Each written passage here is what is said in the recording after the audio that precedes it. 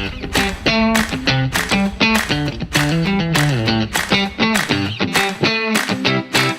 a fun day. Did a lot of activities, but I think we should start off by getting everybody to stand up. Gotta get the circulation going. You can stretch a little. We'll do a quick activity, get you in the mindset for today's lectures.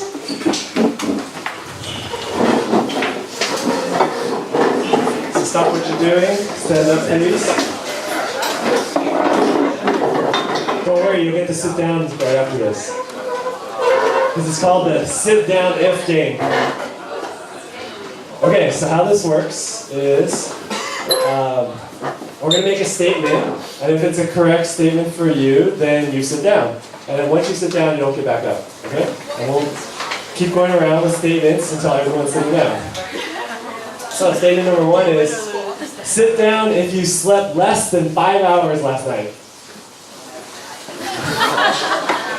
And we all know who's sleep deprived right now, right? Okay, and then sit down if you want Brazil to win the World Cup. Oh, only Robson. I was trying to find you some people that go watch the game. All right, sit down if you love dim sum.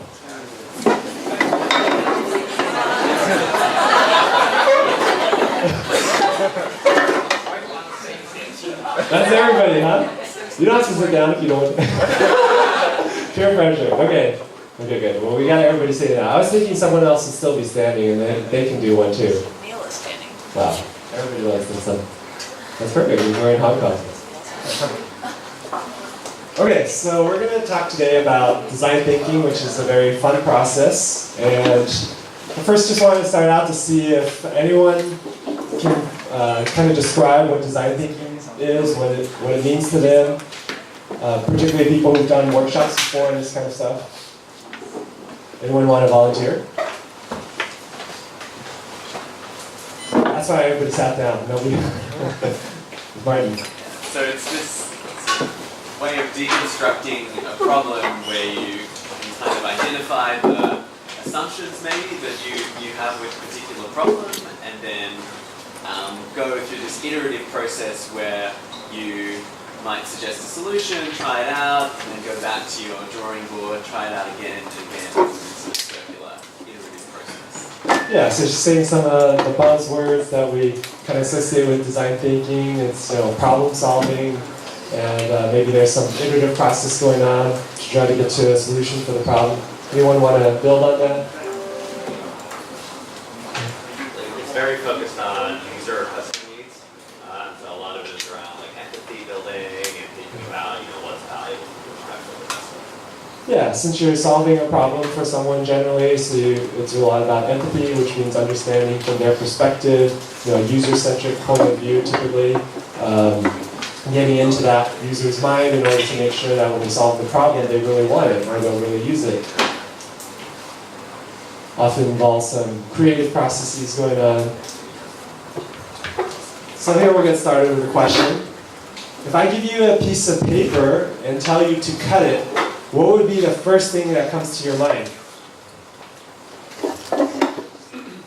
Yeah, for most of you, that would be scissors. But if you pause and think about it, there's actually a lot of other ways of cutting paper that may come to mind. So the key here is that most people think about the solution rather than the problem, because they'll jump to something right away that will kind of just naturally come to you. Or in this instance of yesterday, maybe there was times where you heard about a problem and you're already ready to test your solution to figure out if it's going to work, even before studying the problem more.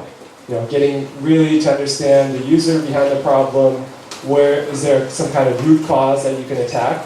But it's kind of natural for humans, just the instinct is this, I know a way to fix that, let me try it out and see if it works. And so this whole process is to get you to break that mold a little bit, to make sure that when you're approaching the problem, you're not just working on the number one thing that comes to your mind right away.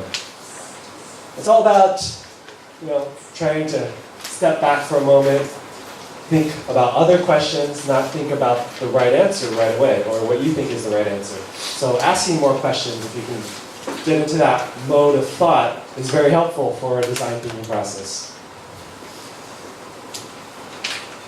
By the way, Lily and Robson can jump in anytime too. Okay.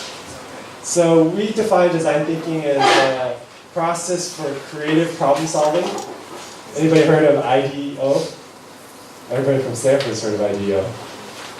And everyone who's going to go visit Stanford will also know of IDEO. So it's a design firm. They help design cool products. And the CEO said that the definition of design thinking for them is a human-centered approach to innovation that draws from the designer's toolkit to integrate the needs of people, the possibilities of technology, and the requirements of business success. So those three elements in there about understanding the user and something that could be feasible based on technology or whatever. It doesn't have to be high tech, but that's some kind of underlying solution, as well as it's making, it's a viable thing because there's some business model behind it.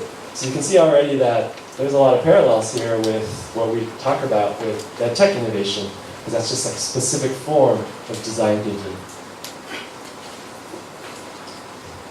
And so when they represent visually the process of going through design thinking, you see here that there's this process of discovery, maybe identifying unmet needs, identifying unmet healthcare needs. You have this expansion process that happens when you start off on the left, where you're hopefully coming up with many different unmet needs, or just like when you're thinking about many skill sets that you have about yourself, things that you don't even realize until you have more self-reflection. Then you kind of narrow it down as you're interpreting it, you're synthesizing that, and figuring out which ones based on market, and based on competitive landscape, and based on pathophysiology, stakeholders. You get a little bit narrow again. Then when you're getting to the ideation phase, because you've narrowed it down to something very specific, now you got to go expansive again. So there's again this process of very wide, very narrow, very wide, very narrow. It's a discipline kind of process, because otherwise you may already be honing in again on, I'm good at this, I know this is going to work, I'm going to find out who's it going to work in. That's, hammering for a nail, which is a very common way of trying to be inventing something before you get into this mindset. Go ahead. Oh, no. Oh, say hi. Okay. If anyone wants to stop me at any time too, feel free. So we also like to think of design thinking as having fun, as gaining some new experiences by immersing yourself into the problem and going through an iterative cycle by doing experiments for as cheap as possible. Maybe whatever you have laying around, you want to try something out, because otherwise, if you really want to build the final thing already at the beginning, that's going to take time and money, and that could be challenging. So we'll show you how to do things what we call low resolution, not high fidelity type experiments. Of course, if you work at a company like that has a lot of resources, then sometimes you can do things at a higher level. But generally, startups don't have a lot of resources to begin with. That's the nature of where they're starting out. They're trying to gain resources so they can make a better thing. Chicken and egg thing at the beginning, because you have no resources, but you need resources to show something. What are you going to do? Be creative and hustle. And also the design process goes through some kind of flow where there's these trying to figure out the value between different things that you're going to offer, or different pieces of the puzzle that go together. Because some people think of design as, the branding, figuring out what is the value in terms of the actual product or service, what does it deliver. But there's a whole design flow that has to happen for everything to come together to be both viable, feasible, and delivering value to the customer or the physician or patient. So all those things going together, you're going to, essentially with this design thinking process, create a lot of options, then you got to get narrow again and make some choices, and sometimes forced choices because you don't have all the resources you need. So traditional thinking, which side do you think that is? Do you guys fall on the left side more, the right side?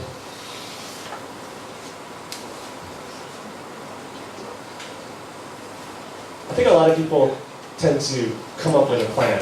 So it's very common. We like to think about design thinking as more doing than discussing. But of course you have to have some discussion. You can't immediately start doing if you have no domain expertise, we call it sometimes, or no knowledge about like healthcare, then it's hard to even get started. So there is a trade-off between doing some planning, but then going ahead and actually checking out those plans as soon as possible as opposed to coming up with a complete plan. Like a traditional thinking on a company was, what's your business plan? You fill out the whole business plan before you even get started with your company. But yet, how can you know everything about like a business model canvas in your head? And it's very hard. You actually have to still go outside the building, ask people things, test things out, confirm your hypotheses. So there's still a blend here, is what I'm saying. However, we like to encourage more people to do things on the right than on the left, because the left already becomes natural for most people. I'm going to go, if there's a problem, I'm going to go ask an expert, find the answer. But if you're more on the side of, well, make sure you ask the right questions rather than just trying to seek out the right answer, that can be helpful. There's also a tendency to tell people what you found out, collect data on it, facts and numbers, versus sometimes it's also useful to do more of the empathy side, which means showing people to get emotional reaction, putting yourself in their shoes to really feel what it's like. That could be hard in healthcare, because unless you've had the same disease state, you can't really know what it's like. But if you talk to a lot of people, or sometimes some of the best inventors, they have some family member problem or own personal problem, so that gives them some special insight into the frustrations, as opposed to more at a superficial level from what you just read. But getting into stories can have much more impact, particularly if you were trying to raise money to solve the problem. And you have these very strong stories that the person you're asking for money from can understand the problem much better than from you just describing the book definition, right? That the connection level may not be as strong. So you could also think of it in those kinds of ways as well, in addition to how it plays a role in your inventing process. Let's get to another question. What's going on here in the picture? Any problem or no problem? The truck got stuck, all right? So how to get the truck out? So some emergency personnel show up. Well, let's just get a tow truck. We'll attach it to the front of the truck. We'll, in combination with hitting the gas and the tow truck together, maybe it'll just much force, because it's still barely stuck, right? Just get it out. Or maybe some other truck drivers stop and say, oh, let's plan the best way to not damage the cargo inside of the truck. Try to dislodge it. Let's negotiate some solutions or ideas. Maybe some engineers say, well, I'll just remove some parts to give us enough gap to move forward. What do you think the little boy says walking by? Try to reverse. Yes. So all you have to do, instead of taking anything off, just let some air out of the tires, hopefully, and then that will give you just enough gap so you can drive under it. So this is kind of the thing that maybe that it's not obvious right away, but then if you give some extra time to think about it, you can come up with the least, the easiest solution, so to speak. Yeah, I think one of the things that design thinking lets you do is it prevents you from making the mistake of over-engineering things. I think one of the, and I see that a lot in industry as well as sometimes with startups, and so, it's more important to start with the right need and find like the most elegant solution for solving that need. And so my philosophy in design is just like keep it simple, stupid. And so if you like go through all this extra engineering and moving all the parts and spending all that time, you could have just let the air out of the tire. You kind of pigeonhole your thinking to just that one possibility. You can't get to that really elegant solution. And I feel like a lot of the things that we see that have a lot of success in the marketplace are really simple solutions to a really big problem. Yes, keep it simple. That's very, very important. It's so easy to put extra features into your app, or to put extra design elements that you think are going to be so valuable to the customer when in fact if you really queried it and got to the root cause and figured out what they really wanted, you wouldn't care about all those extra things. And so sometimes there is that iterative process of even testing out those extra features, but in general, it's a good start to go as simple as possible so you're getting to the core value proposition. And then, yeah, maybe there's some other extra things that may be low-hanging fruit that you can add on to capture the user better, but the core value proposition's already been discovered, and that will help you in the design process. So some other ways to represent the design thinking approach is to see it as sort of a circular process, an iterative cycle, because you're not just going to do this once and probably hit upon exactly the unmet need, for example. It's very hard for you guys in one day to have seen dentistry's main problem or ophthalmology's, the main thing that you should work on. You got to do some exploration. So you're hopefully doing something where you're learning and getting some insight, so that it's, at the beginning it's a bit abstract, but then after you kind of, do some homework and kind of get to something that you can test out potentially, that's the ideating phase, then you can go do it right away as opposed to just, it stops after you thought of it in your head. And actually that getting to the doing is kind of hard part actually. People have limited resources, limited time, limited skill set, and so oftentimes, oh, that's a great idea, and that's it. It doesn't actually go anywhere. Because executing upon your great idea is the biggest challenge. Finding the motivation and who can help you, because generally a lot of things is very hard to do alone. Sometimes you can, but in healthcare in particular, it's a very small chance that someone can do everything, everything from end to end alone. Then of course the implementation is actually a big challenge in medical device, biopharma, etc. But there are resources and people can help you with that. But that cycle is, takes a very long cycle sometimes. And you're going back and forth over years of time. So most of you are familiar with rapid iteration like an app or something where it's low capital resources. You can try it out the next day, you code it up after your sleepless night, and so that's what's very attractive and very relatively easy to do, but in fact also that means it's easier for someone else to do it too. So even though it seems like rapid iterative cycle is good, how many apps are there on the App Store now that do the same thing? Whereas in medicine it could be hard, but it also could be a barrier to someone else doing the same thing. Then usually you get some kind of inspiration after doing that cycle, and you can go back and now you have another insight and then you start all over again. So most of the time people feel like they're playing when they're doing design thinking. They think it's the fun part. They may focus on more building the product, but actually collecting the data and analyzing the results so you can build the next better one is one of the key elements.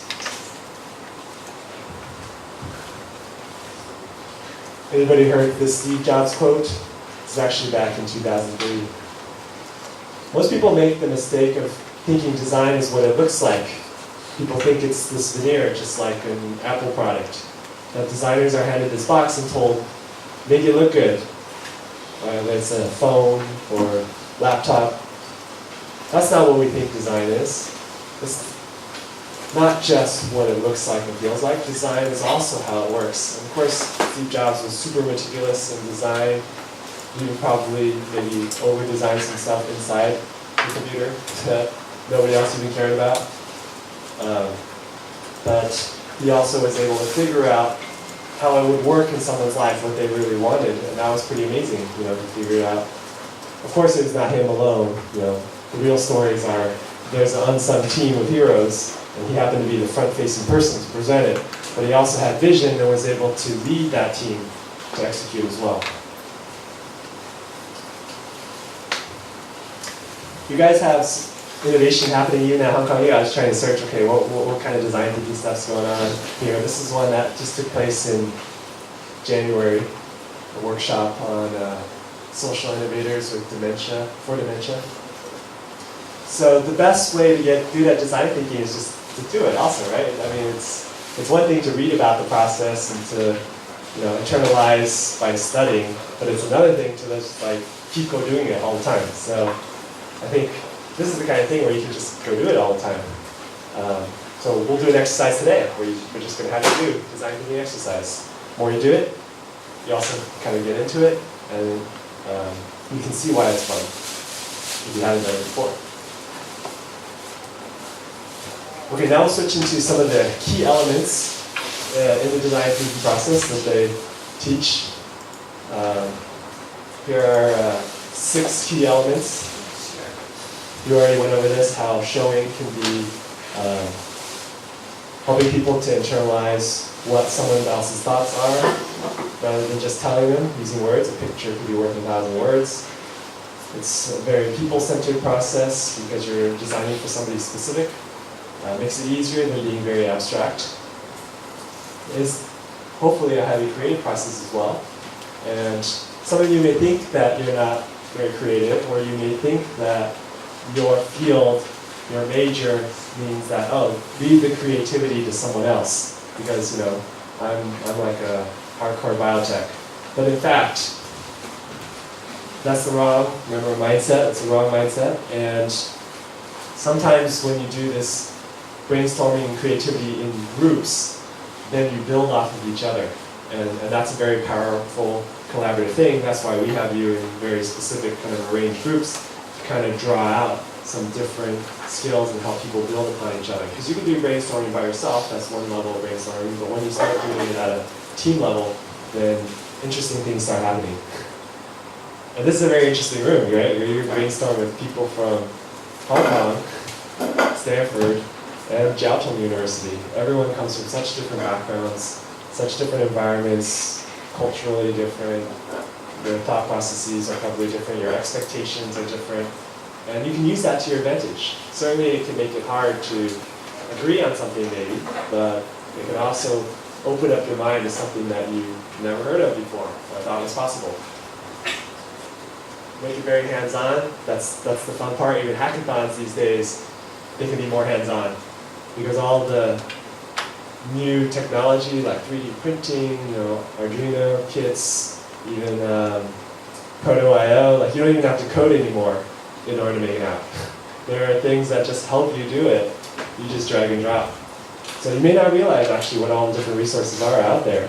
And you can become almost one of the other kinds of people without realizing that, there are tools to help you do these things. Iterative cycle, we went over that already.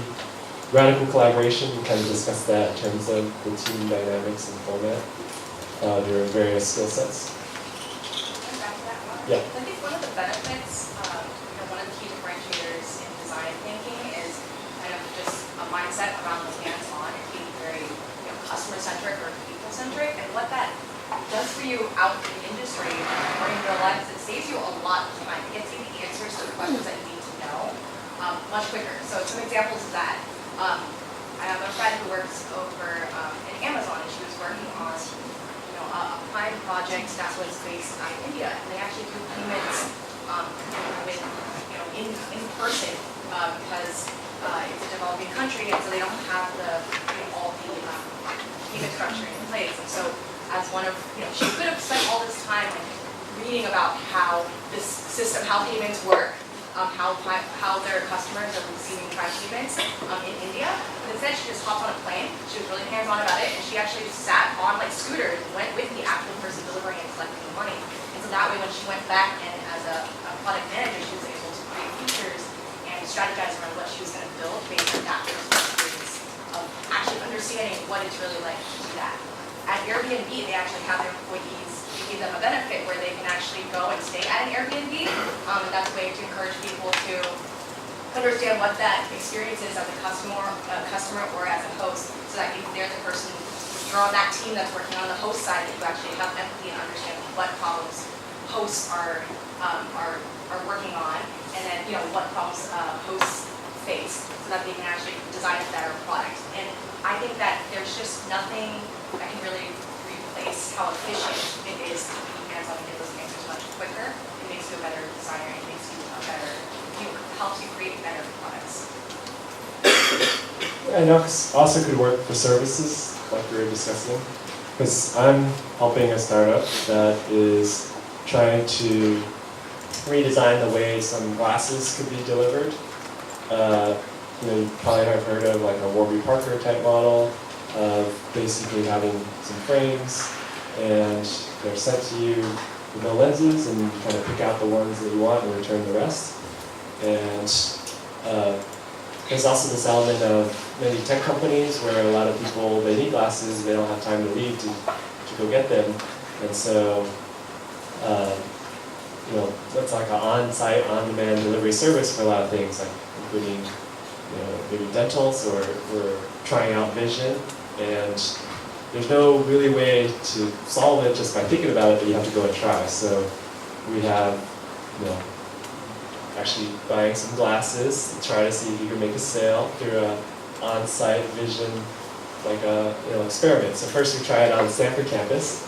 We basically do some facial scanning, some machine learning off what are the popular frames, and we automatically present like a recommended kind, just kind of like Warby's kind of presenting 5, so your choice overload is a bit less. And then we see, well, would you buy it on this right now? And we actually test that right away. So we can even do those kinds of things if it's a very simple healthcare delivery, more like consumer health. So you may want to just even try those kinds of things, even though maybe you are working as in pharmacy and you're going to develop a new drug and you want to translate it to drug product. So certainly that's hard to test right away, but you may want to try some things that are easier to test right away just to get into the mindset, and then eventually someday it'll apply to also what you're currently working on. What do you do when like your anecdotal evidence and then data, like large scale data, disappear? So it depends on how strong the evidence is, how much. Certainly there's quality and quantity of any kind of information that you're getting from your feedback. And yeah, it's perfect when everything exactly agrees. And then when things don't agree, you're getting mixed signals. You can only de-risk so much with your limited time and resources at the beginning. And that's part of if you read the book like Crossing the Chasm, how do you figure out something that is just a small signal that you see in your little cohort you're testing, but is it mass market? And you don't really know that for sure. And people try to deduce that as much as possible. There are creative ways, like people often are doing like pre-sales on things, and they're trying to get to a larger number than the normal just interviewing process, for example.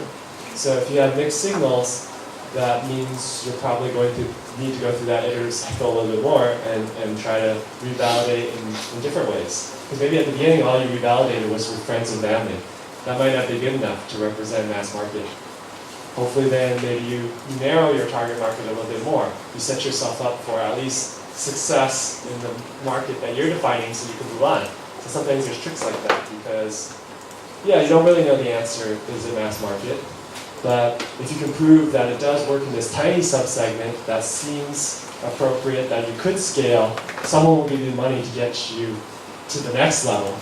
That's actually how startups really work. You're trying to hit these milestones where you don't really know the answers, but it's a chicken and egg because of time and money, to get to those answers. So each series, A, B, C, D, you're really getting to another milestone because you're getting more data, more input to figure out those conflicts. So here we go with iteration again. You're getting feedback. You can only get feedback if you're doing. Can't get feedback necessarily. I mean, sometimes you get some verbal feedback. You're making phone calls and figuring things out at that stage. But once you're actually getting the hands-on, that's the feedback that you really care about. And because the technology's gotten better, we can make things for cheaper. I think the design thinking is getting better compared to even what you had before. Before all these, you had to maybe sketch things out and do like paper prototyping. Now you can actually build some things for relatively cheap. And so you can get a feels like, looks like, almost is like. And we'll go over all that prototyping. This is a special lecture for tomorrow. You guys get to try out. We give you all the resources. You can do hardware or you can do software. And you'll see how powerful that can be, trying that, getting feedback from the doctors and patients. But iteration is very important. I do want to emphasize though that design thinking isn't the end-all be-all. You know, you're not going to solve everything just because you always do this process. But again, it's about a methodology. And it's about like having some discipline, doing something in a way that try to leave as few stones unturned as possible. And here we say that, yeah, there's some challenges in design thinking. It could be more ambiguous. You know, you can't always test everything directly like you want, or you can get mixed signals, like was mentioned. So you don't know what to do in that situation. Sometimes you have to take your gut and go in a certain direction because you only have a limited amount of resources and that's all you can test. And hopefully the answer to that will get you more resources so you can test the other ones. You know, doing market surveys and things, yeah, they don't know the answer. They couldn't even predict on a polling who was going to win the presidency of the US. They had a guess based on polling, but it wasn't the answer. And then it's a quite risky process. You won't necessarily find the right answer. But if you accept that up front, it's okay because you'll know more than where you started. That's generally after design thinking. You know a lot more. You can still fail, but it helped you get the information that you needed. So if you're going to fail, you can fail fast. And then you can move on to something else. Because you validate your hypothesis, it's not the right direction, drop it. Because there is that trade-off between perseverance and knowing when to quit. You know, some people will keep, as an inventor, persevering but then usually it's because they know the unmet need is that valuable, and they just haven't hit on the solution. So that's why they don't quit. But if there is another better unmet need that you can find a solution for, maybe you should go for the low-hanging fruit and try to solve that one first. And of course, design doesn't solve all problems. There's underlying causality things that we don't understand, so therefore you can't solve a problem that you don't understand, things like that. You'll see that it doesn't apply in all situations.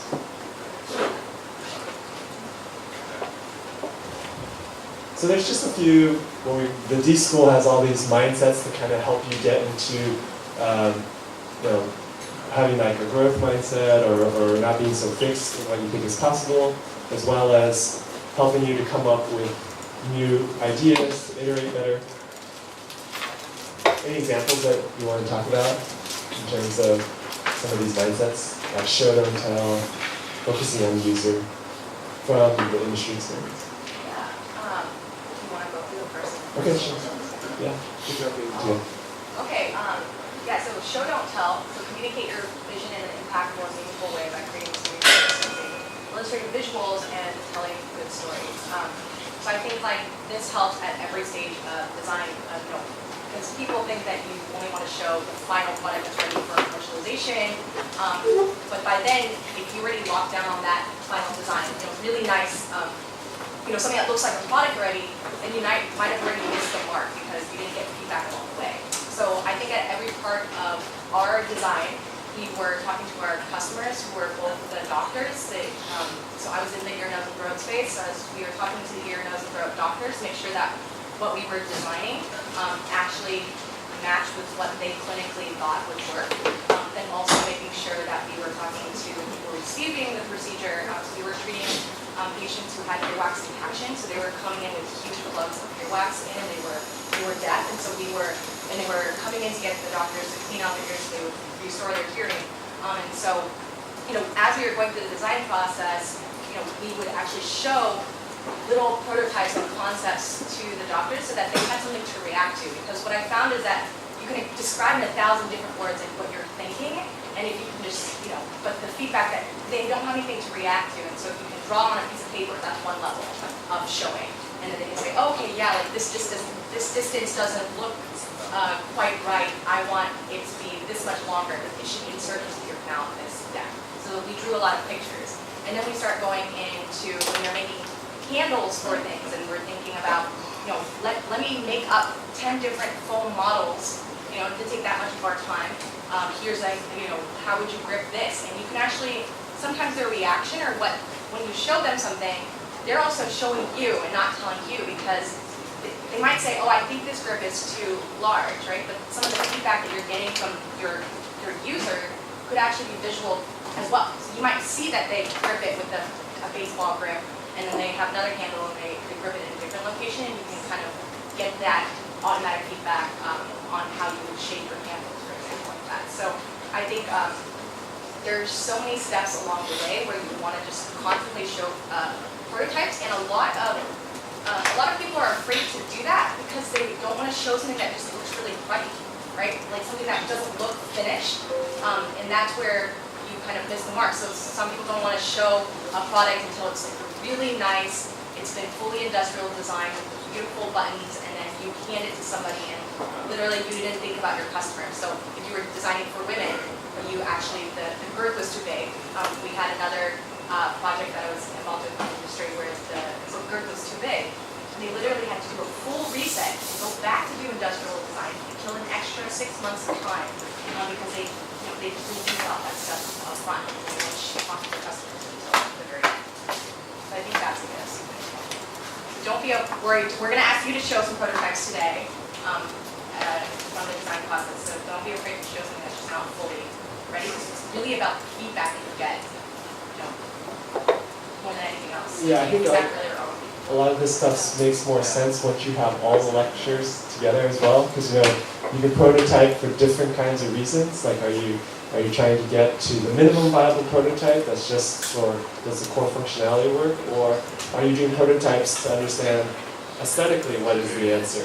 So that what it looks like. So there are many different ways, and once you start understanding the whole process, then you can put together why these mindsets are very important. So we also have focus on human values, which is empathy for the people you're designing for. I think we emphasize that a lot, because otherwise you'll make something that people don't care about. They don't think it's that important. You may think it's very, very important, because you also put so much effort into it, you want people to want it as well, but they don't really want it. So you can save time there if you've already gotten feedback before you put in all your sweat equity and hard work and time. Crafting clarity is producing a coherent vision out of messy problems. You guys craft clarity when you go through the cycle of care, because you want to know end to end from someone's admission to the ED to getting catheterization. There's no clarity until you can really detail every single step. Where did they go? Who interacted with them? What actually happened to them? How did the results get back to the person that needed it to make the next decision point to the next thing? The more clarity you have, the better your iterative cycle of what you test at every point, can be valuable feedback, so you can get to a root cause, you can get to the highest compelling unmet need, etc. So there's a lot of blending of these kinds of things, both on the unmet need side as well as the concept generation side, that you'll see as you start doing a lot. I guess, for example, for the last two things, the last slide. So Okay. one way of actually simultaneously focusing on human values, and you get clarity from focusing on human values. So one of the things that we did was went out and we did customer interviews with people from different parts of the country. So we actually find out what their motivation are. So I was working on, in the skincare space, and when you actually you're there and you're just asking questions and letting them talk. We saw this yesterday in the clinic, and you're capturing, what their motivation are for maintaining good skin. What does that do for them? And so after you do these interviews, and you can, do it in different countries and different cultures, that you can catch on to certain patterns. And what the clarity that you get is that you're not trying to, come up with one single design solution for everyone, because there's so many different ways to kind of cut it. And so from the human-centric interviews, we went back and we watched all the videos, like just hours and hours of videos. And then what you start seeing from it are certain trends and patterns. And so what you then have to do to craft the clarity is to actually create different personas. Because one single business might have 4 different types of customers with completely different motivations.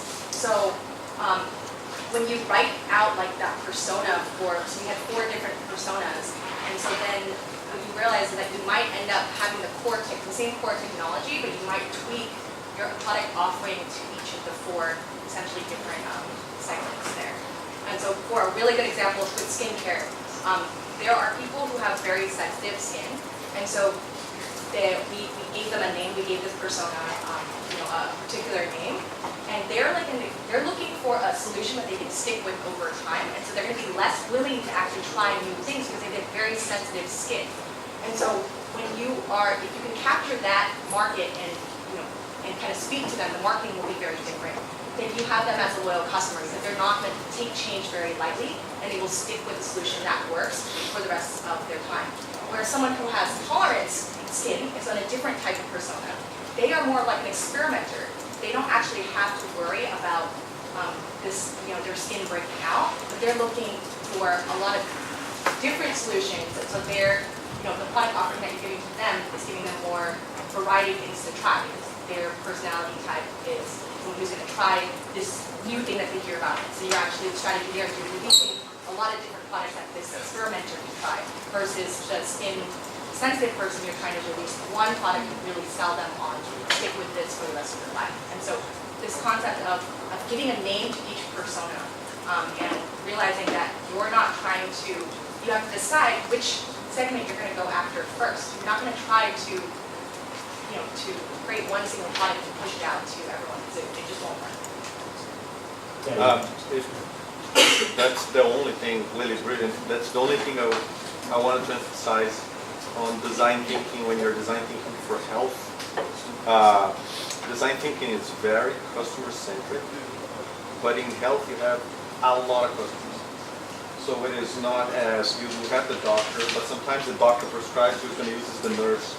Sometimes you need to see if the patient will accept.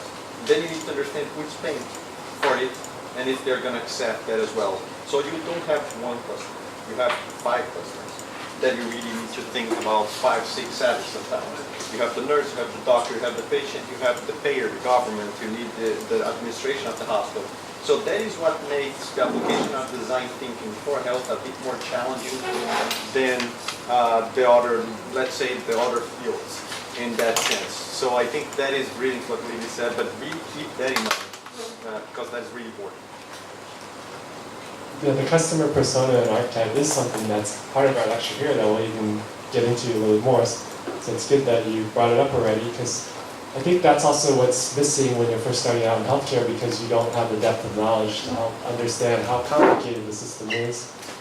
Even if you talk about one disease like coronary artery disease, there's a ton of different kinds of customers in that kind of description, and so breaking it down and drilling down to something that you can, a target market that you can really have a solution for, it takes a lot of time and effort and research to figure that out.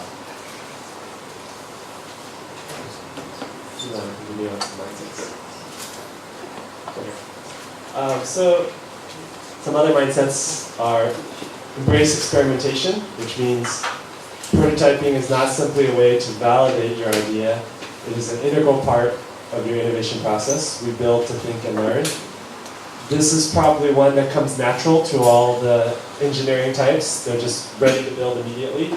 So that's like a strength in your group, to have someone who can basically take an idea and make something already to test right away. But everyone can experiment in different ways in their own way. Just remember that you all can be designers, and just maybe some people can do better at different stages of how sophisticated design is, but at a very basic level, everyone can test. Being mindful of the process is knowing what step you are in. Are you more still on the gathering information side, getting into the customer archetype or persona, figuring out what really the unmet need is, the core values, or are you already on the side of prototyping? Because it's an iterative feedback, you can be doing so much simultaneously and you can get lost. That's why people document. They have really good note taking. They only test one iteration at a time. You could be iterating 3 things simultaneously and you lost. They're like, oh, I don't know if the reason why they like the product now is because I put this in there, or because we delivered it this way, or because we made, if you make simultaneously changes, you have to make it think like a scientific process. So that way you can be disciplined, you can find causality easier, both in your solution as well as in the unmet need. So these mindsets are good for so many different things. I think the one also people naturally tend to like in design thinking is the bias towards action, which means it's more about doing than thinking. we're giving you a lecture and that's a lot of thinking, and it's better actually not to spend as much time on lecturing and do more of the doing. So bias towards action gets you feedback right away, and it's fun too to be active. Certainly thinking is necessary though. Again, I'm not discounting it, that you don't need any thinking at all, because you're really trying to set up your doing to answer a question. And this gets back into prototyping, and we have that lecture tomorrow. Radical collaboration, I think we covered enough already. So also some of the other mindsets, depending on which phase of the process you're in, can be helpful. So if we are, let's say we start off with the empathizing, defining the problem, defining the customer, etc. side of the design thinking phase, it's very useful just to assume a beginner's mindset. Actually, it's probably very easy for everyone in this room to do that. Because you guys don't have, I've been doing medicine for 10 years, so actually I need to follow this one, because I have to assume a beginner's mindset because I have all this past knowledge that makes me probably think a very specific way in terms of what's possible, what would work based on the workflow of how medicine works in the US, for example. So assuming a beginner's mindset means, be curious, question everything, don't decide to judge something that someone brings up as soon as they bring it up. Because the tendency is, if someone makes a comment, whether that's a new idea, a potential solution, anything, you're going to immediately judge it and say, oh, but what about this? Or, oh, I don't think that's going to work, or something like that. So if you kind of reduce that, you may push yourself forward in the design thinking process in terms of creativity. And so that's very important. I think everyone here is naturally curious. That's why you're here, to try to make a difference in healthcare. So how about the curiosity for this photo? What do you guys see here? Anyone want to make some comments? How about some medical people? What are these? Prostheses, I heard. Any different kinds of prostheses, or just one kind? Are they for different customers, or is this for one person? Is that their closet? And depending on the day, they're going to put a different one on? No? Why not? Well, some of them are left, some are right. Okay. Some are above the knees, some below the knee. Okay, so you're starting to get into the medical differences, right? Above the knee and below the knee, because that you may have amputations that are at different levels. Sorry, I cut you off a little. Oh, sorry. Some look lighter and some look heavier. So Okay. maybe athletic purposes.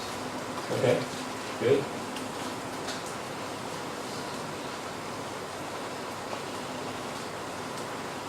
Anyone else want to make comments?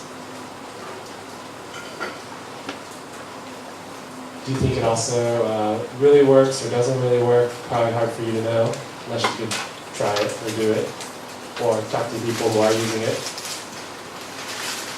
This is one of the problems that the Stanford team on extreme affordability, design thinking for extreme affordability, worked on, and they were able to come up with a new kind of knee joint. Because you can think that actually the knee, it seems like a very simplistic way of how the action of a knee could work, right? Because I mean, when we play sports, your knee is not just bending in one direction, or you can think about the comfort.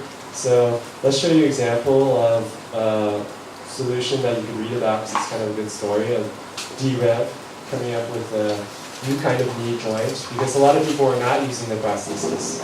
And you have to do a lot of design thinking to figure out why. So they came up with it. Here's just a presentation of their new one. Hi, my name is Joel Sadler for Green Motion Designs. I have here a high precision machine titanium polycentric knee joint. If you are an amputee that has above the knee removed, you might get a prosthetic like this, or you might get a computer controlled limb for $10,000.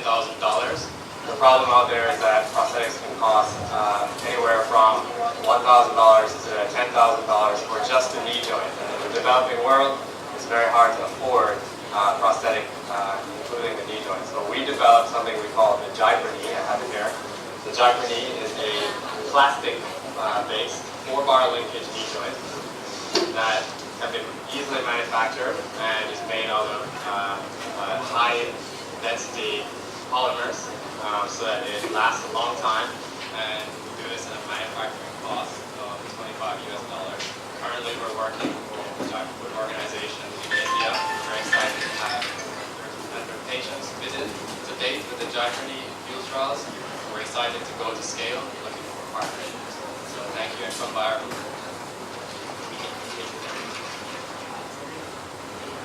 So a lot of things in medicine are quite expensive. You know, it was $1,000 to $10,000, and they were able to come up with something for $25 to actually be just like the ones that have already been invented or used.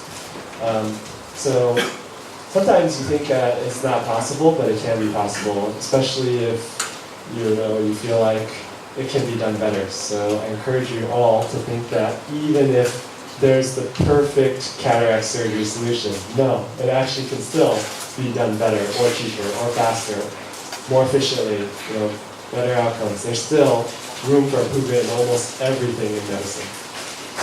So if you dive deep though, then you'll understand the exact step or the exact part or the exact reason why it still can be improved to be better. At the beginning, it seems like, oh, that's pretty good. But that's because the knowledge base, you don't have the what we call domain expertise. Once you have the domain expertise, which means either you gain it yourself or you gain it by talking to people who have it, then that will really help you gain further clinical insight.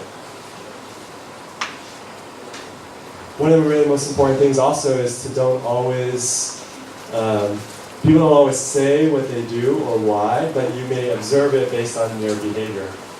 So I think that's very important from just like when they're prototyping, they may say, oh, I really like this one, but then they're holding it in an awkward, funny way, and that's therefore the wrong answer. There was something else they were doing unconsciously, subconsciously, and that's actually the clinical insight that you can get to. So be very observant, listen in the context. That also really helps because sometimes you just do interviews like in a classroom like this and they're not really in the setting. But when you're doing design thinking in the real world, like you guys have a different perspective when you're actually inside the OR, right? That really helps you in the design thinking process. No, that's you just as I was raising my hand, you said exactly. Was about to say doctors don't say we're always good, great, we do the best, we are the most knowledgeable. But sometimes you see us kind of start cursing on the OR, or start speaking a little faster, or starting to take a little longer to do something, but we're not going to say anything because we're great. So this is actually very important. That you guys observe. Whenever you see the doctor a bit more stressed out than usual, or you see the surgeon talk a little louder than usual, just start writing. And this is actually quite important, especially with doctors. It's difficult for people to admit if they're not good at something or something like that in a physician setting because they don't want to have any harm for their patients, and they always have a mindset that they're doing the best possible for the patients. So, it takes seeing multiple different people doing the same thing to start getting clinical insight. Actually, it's even hard for me to know in my own field who's good among all my colleagues because I'm not actually watching everyone do every surgery. But you know who knows? The scrub technicians. They see every doctor operate, for example, and so they can have a relative comparison, and they actually know, I don't know, who's more stressed in the OR, who's not stressed, who happens to have more, maybe a little bit more complications than other people, etc. So it's actually quite interesting. You need to observe everything in order to figure it out. Any observation going on here in this picture? What do you see happening?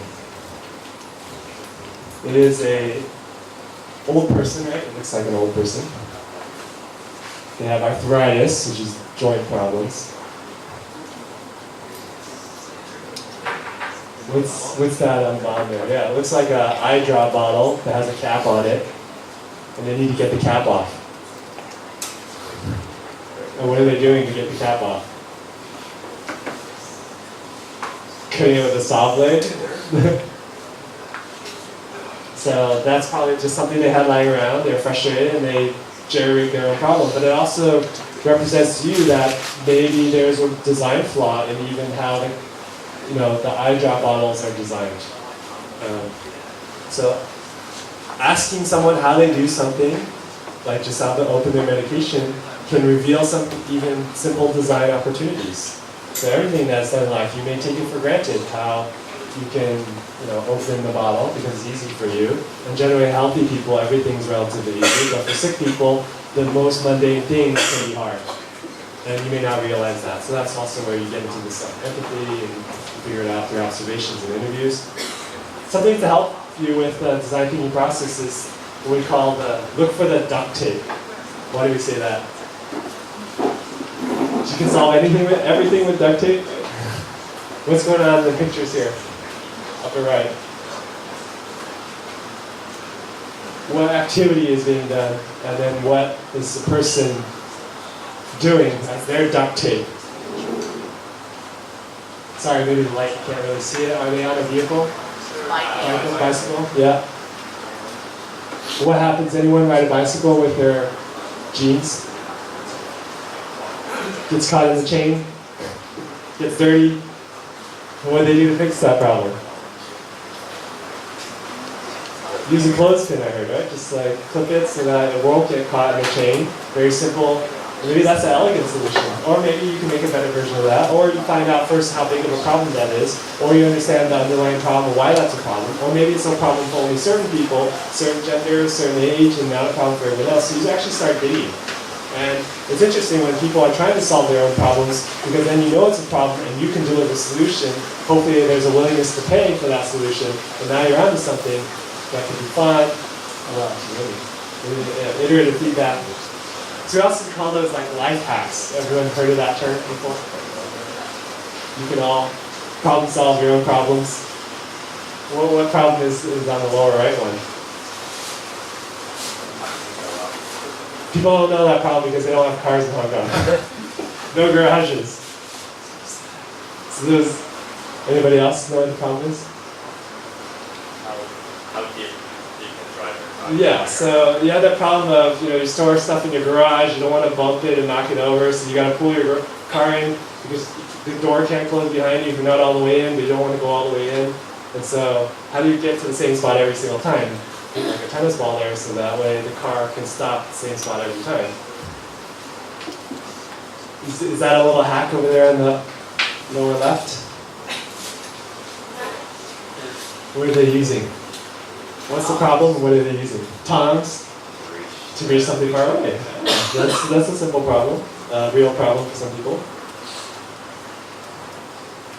One useful way to kind of get into problem discovery is to do what they call a user camera study. So if there's the permission where you can basically like shadow someone, or even place a device that's recording something, or figuring out what's happening objectively rather than just asking them what's happening, you may get further insights. So that's what D-School talks about all the time, is getting directly into the shoes of the customer as close as possible and recording as much as they can. The government wants to see what all we're doing. They do mass surveillance on us, so we can also do the same thing to figure out what's going on to make predictions of how you can help others in healthcare. Again, access to healthcare is a challenge. You can't just walk into the hospital all the time and ask doctors or watch surgery or something like that. It's a restricted space. So that's again why the healthcare space is so complicated comparing to just innovating another, something that's a consumer mass market that you're selling to one person who's known. So, but if you're into this, then you need to get the access, you need to have the connections to help you out, you need to partner with people that can provide you those kinds of resources, and then you can work on healthcare problems. Also in design thinking, once you start getting all those observations, you need to synthesize all of it together. You're hearing about all those stories, you're eliciting them, then you're also crafting your own story actually, from all that information. And you're trying to draw out the patterns from your experiences, from the feedback, and then look for something that's interesting. Maybe there's no pattern at the beginning, but if you do get to a pattern, then you can extract the insight. And then the insight helps you in that iterative feedback cycle as you prototype, and then you can see how this is a very circular thing until you hit upon something that the majority likes, that the core value proposition is there, that's a very compelling unmet need, there's a way for someone to pay for it, now all of a sudden you're hitting all the different customer personas and archetypes, and now you have something that is worth spending money on to test further. See? So if you do that process right, then you minimize the wastage of money and time. Again, and that's what we want to get to in healthcare, where the life cycle is so long, where it's so challenging. You got to spend millions of dollars, so you don't want to waste much if possible. So let's look at another kind of story from another Stanford grad, the story of Embrace, and she'll tell you tell you here. And think about the storytelling here, okay?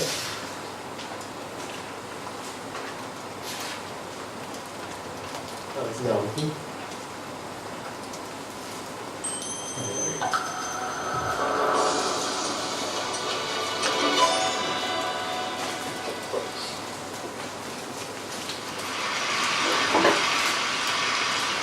Please close your eyes and open your hands. Now imagine what you could place in your hands. An apple, maybe your wallet. Now open your eyes. What about a life?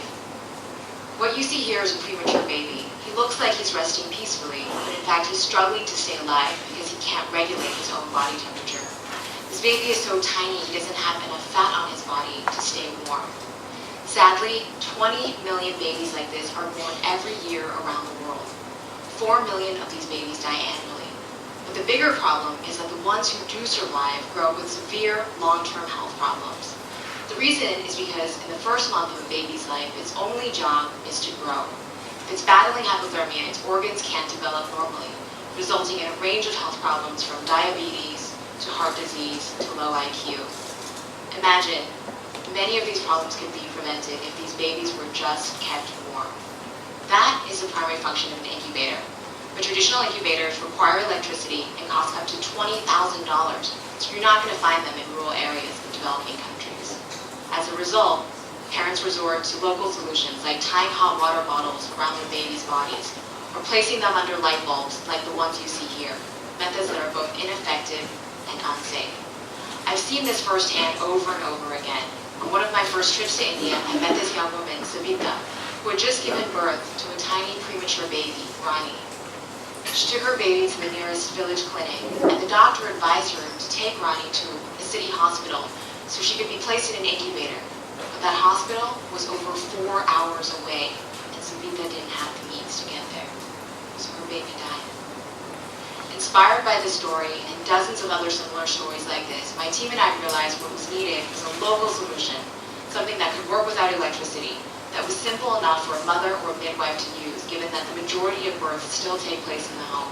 We needed something that was portable, something that could be sterilized and reused across multiple babies, and something ultra low cost compared to the $20,000 that an incubator in the US costs. So this is what we came up with. What you see here looks nothing like an incubator. It looks like a small sleeping bag for a baby. You can open it up completely.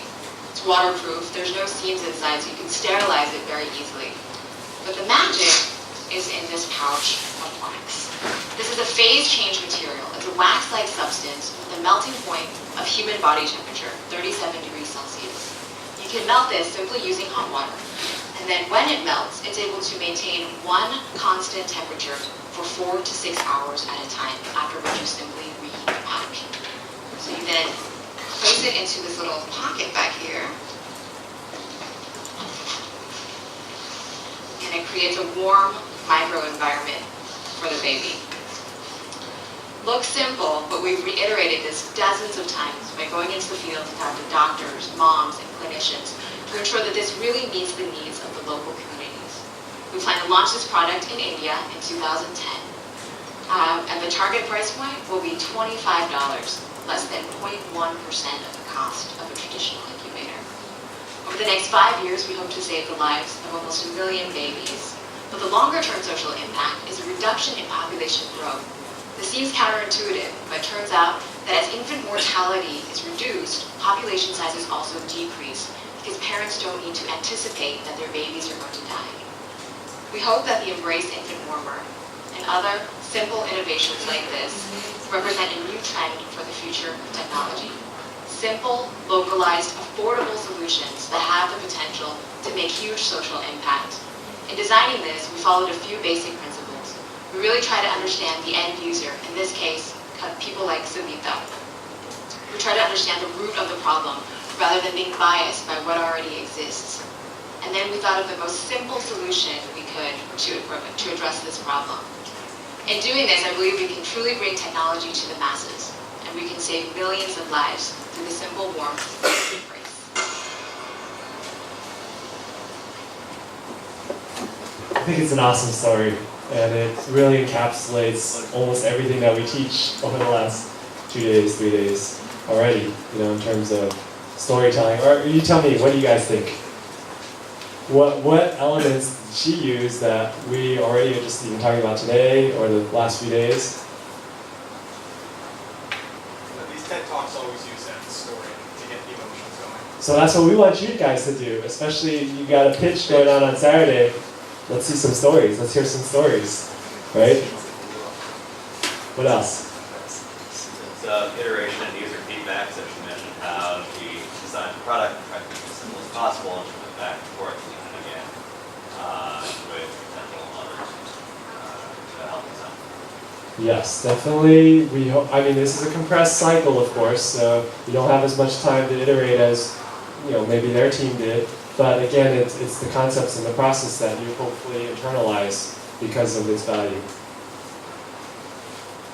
Anybody else? Keep it simple. Yes. Yeah, so don't just jump on your first idea. Maybe the simple one will come out later after doing some discovery process. You're like, oh, what do they do in this field? Oh, I can transfer what they do this to that field to the new field. And that's a simpler way than trying to design it from scratch, for example. So there are other ways that you can utilize something simpler than the most high-tech way. Low-tech ways, try those too. Or see if they would work. As we detail the problem by story and then find the population, the target population of the market, and the outcomes, and solve the problems by very simple solutions, and the cost is very Yeah, so I love that. It's problem, population, outcome. You see even with the story, they defined the problem, they got the correct segment, they showed you the market analysis, they got to a need statement with need specs, the must-haves, nice-to-haves. They basically told their whole process that they did. And that's actually what you're supposed to do, like in a lean launch method. You basically craft a story of your whole learning journey. It's not necessarily that you just found the answer right at the end. So all of those key elements, and then in TED Talks, I can listen to TED Talks all day because they're always telling such inspiring, amazing journeys. So hopefully you guys will have one of these kinds of amazing journeys, maybe not during this 1 week, for example, but sometime during your innovative life, you'll have something that happens like this. Also, one way to help you when you're in design thinking is to what we call find the extreme user, or the person that the problem is most compelling for.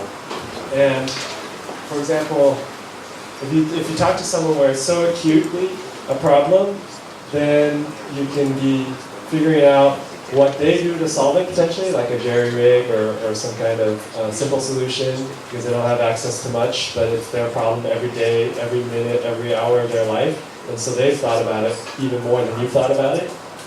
And also you go to scenarios where the problems just pop out right away. Like we put you in HA. If we put you in sanatorium, maybe the problems, it'll be different problems, or not the so acute ones will pop up in terms of morbidity and mortality. So thinking about the environment that you go into, Jane went into remote places in India, was in the correct environment to figure out how pressing the need really was, and no one can think about the need that much if you haven't been there, right? I mean, it's hard for you to even fathom, even if someone said, oh, the conditions in India, in that village are terrible.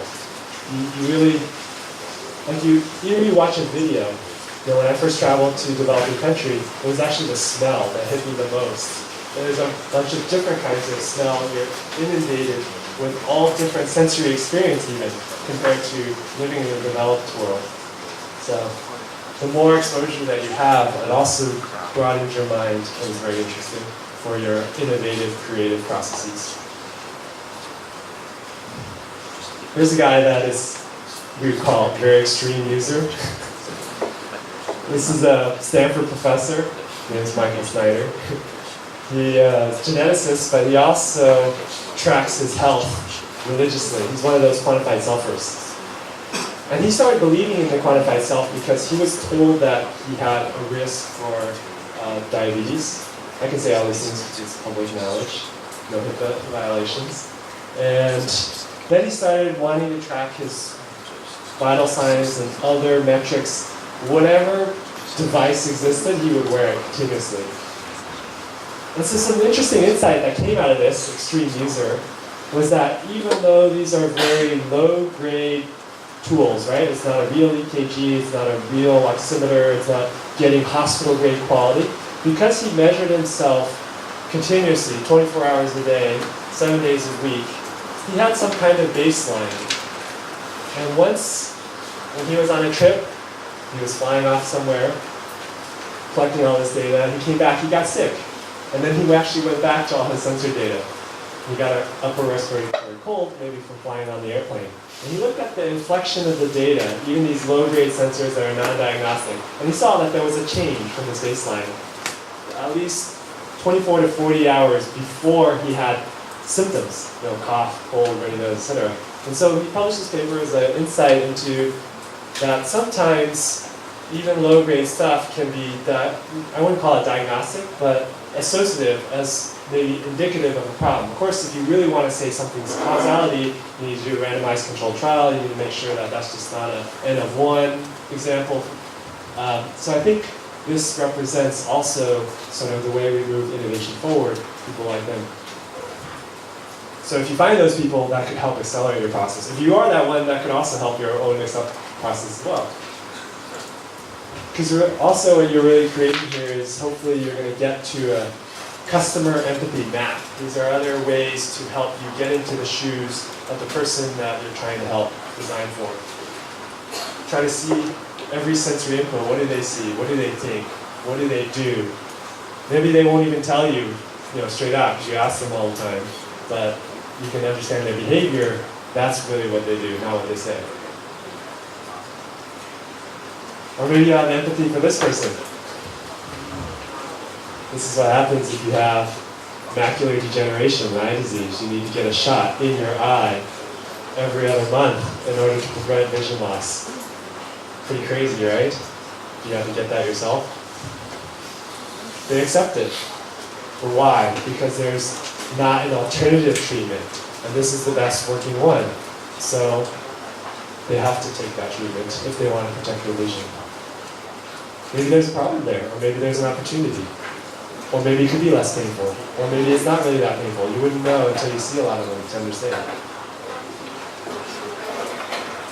After all those observations that you're getting, you're going to kind of try to bucket them because you're going to create the archetype, the character profile, the customer persona. We keep using all the same words.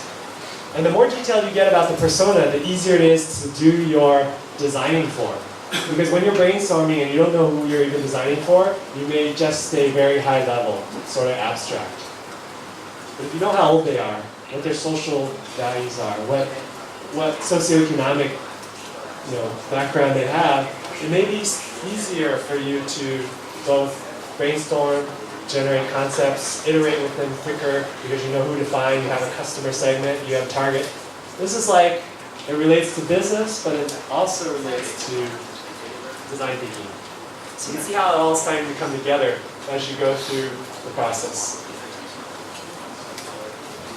Hopefully if you can answer some of these questions, then you're getting to a level that you will be able to design something that adds such high value to that customer, they're going to want it. And yes, that may not be mass market appeal yet, but at least if you're getting these inflections that look positive, usually an angel investor, a venture capitalist, you show some traction, some proof. So that's what all companies and startups do in order to move to the next phase, to build a higher fidelity version so that you can get even more feedback, or you can do it at a greater volume because now you have more money to hire more people to help you, or you can start doing something that's more realistic, for example. If you know what they care about, what their goals are, and you can hit it, that's actually called a product market fit. You may have heard this in Lean Launch and in Business Model Canvas. So you can see how there's actually a lot of overlap between all of these design thinking tools, all these methodologies, biodesign, there's a lot of heavy overlap. Since I've been looking at all these different methodologies and trying them out, then that helps me make the correlations between, product market fit means at the beginning you have something that you're trying to make sure that the people that you're designing for are the ones who are going to want to use it. And at the beginning there's a mismatch, and then at the end, as you've iterated, it becomes a match. Then you hit the core value proposition, then you have the willingness to pay, you're going to generate revenue, then you find all your key resources to make it so that you can scale, and then you have a startup becoming a repeatable, scalable business model. So we're a lot on the side of empathizing and defining, and then now what about the ideating and prototyping, the fun phase, the natural phase for people who are curious and want to solve a problem. One thing about concept generation is this quote from Linus Pauling: "The best way to have a good idea is to have lots of ideas."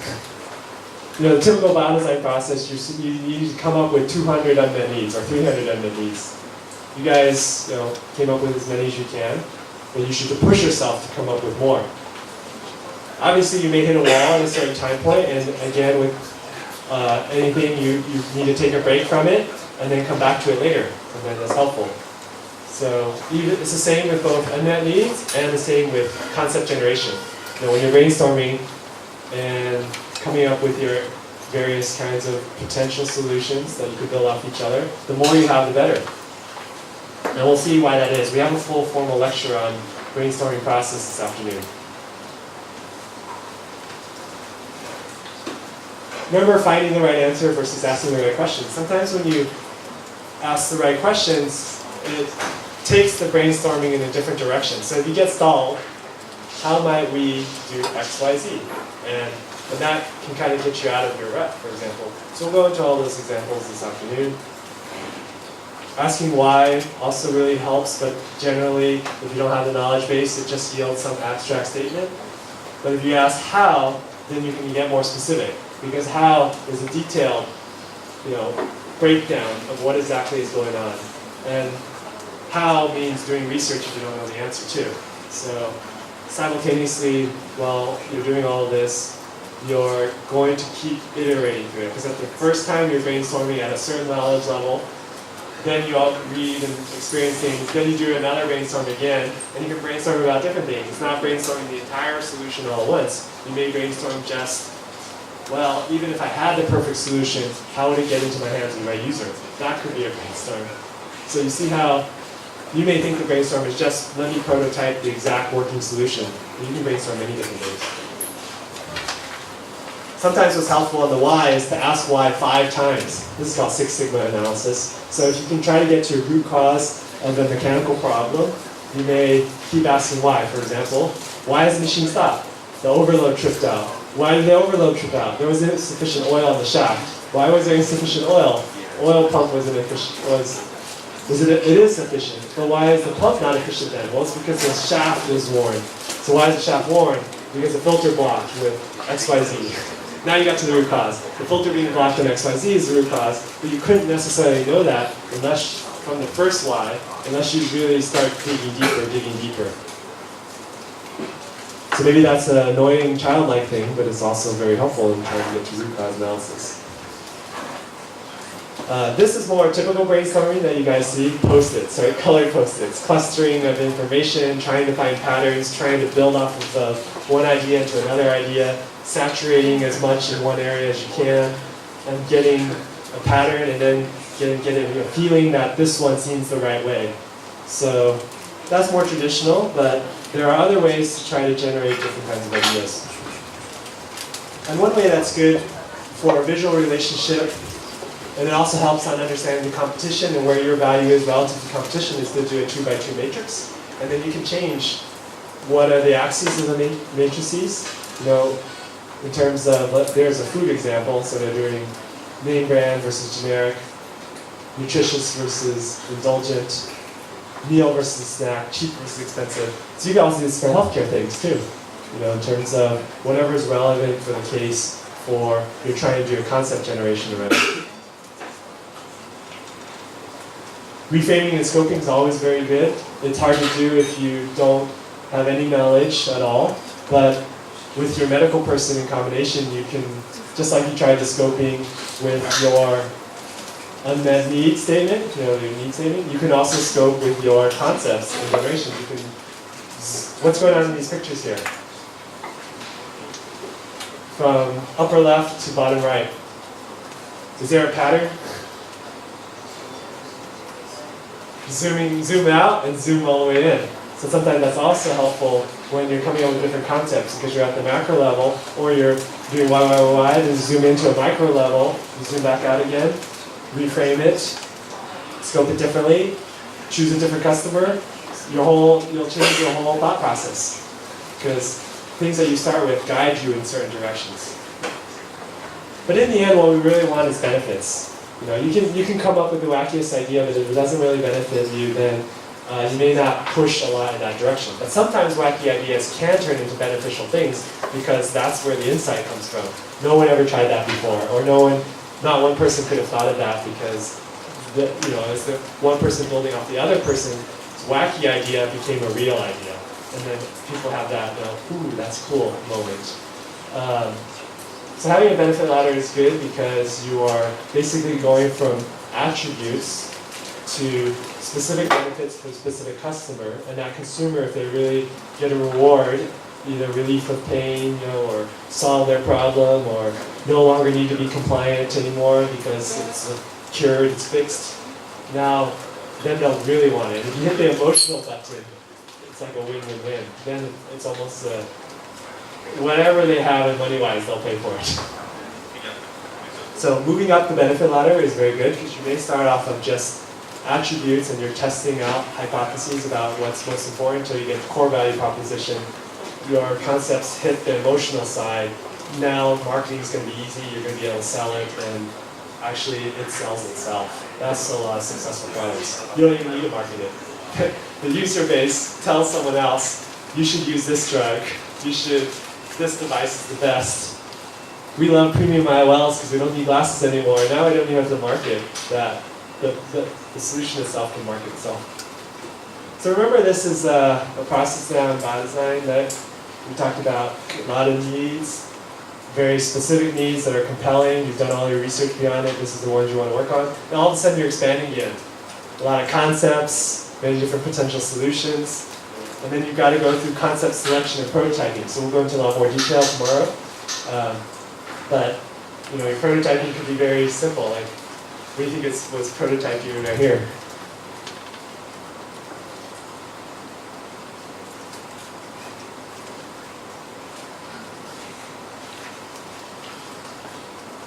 Is that something edible?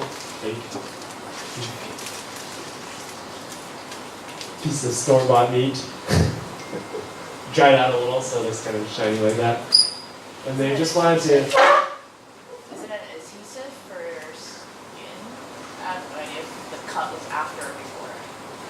The cut's after they inject it, so they wanted to see where it diffused to, based on the amount of volume. It was a very simple question. They wanted to see if they inject this amount, where would it go? And they cut it also to see where it was internally, and they prototyped it with just, they took off-the-shelf stuff. Generally, that's what we do with prototyping. Whatever is laying around, then you can try it out. So I think for your team's goal, now that you guys have understood the process of going from needs and observations to a single, maybe not single, but top priority, maybe top 3, let's say, unmet needs, then we're going to do the concept generation, and then you're going to get to hopefully some free concepts, because this is iterative and it's going back and forth. You may move up a different need if the concept seems a nice fit with one of those needs, for example. And we're going to do this process over at Science Park because they have a robotics lab there and they have all the tools for you guys to utilize. And so tomorrow we're moving places. Also get you out of this setting and put you in a new environment. Get you re-energized for something different. So let's practice all that we just discussed. Any questions? Let me go check to see if the paperwork is here. Hold on one second.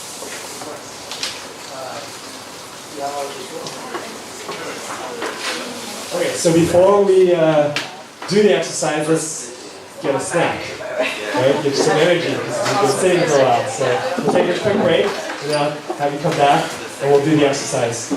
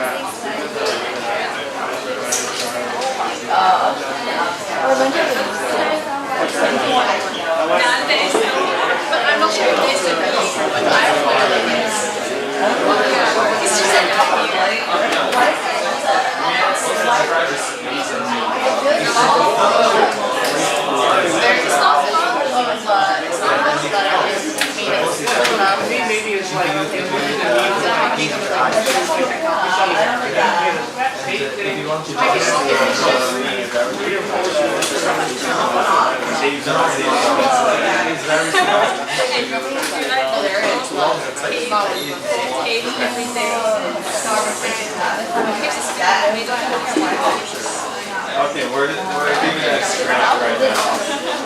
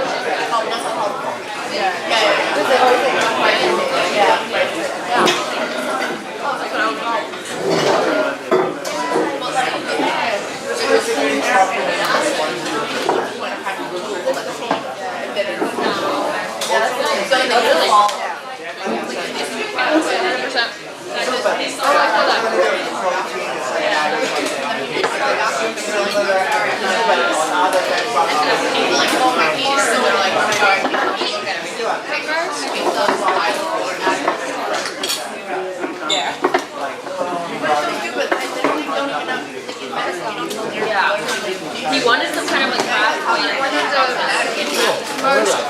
Yeah. That's not really good. Oh really? Yeah. We got one and their rationale is that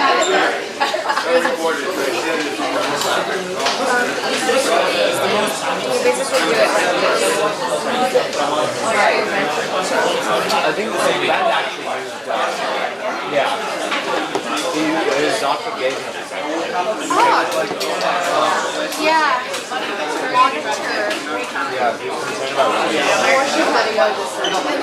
They say basically, just alarm after weekly ECG. Yeah. It's like a screening. Actually, I was thinking about that, 'cause right now, like, it sounds like they do it. Why don't they why aren't they just I think the problem is when they get to ER, and then they're like, okay, I have chest pain. And then the triage nurse will be like, the triage nurse will be like, okay, you look fine. Like, then I don't have to take the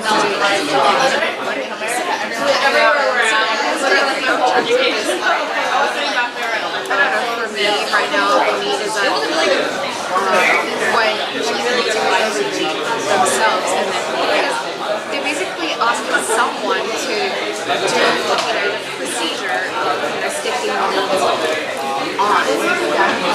But what if we can screen? Should I just ask him whether a chest? The only part is grinding.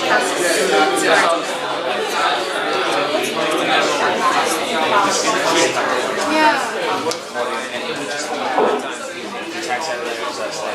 that's not output any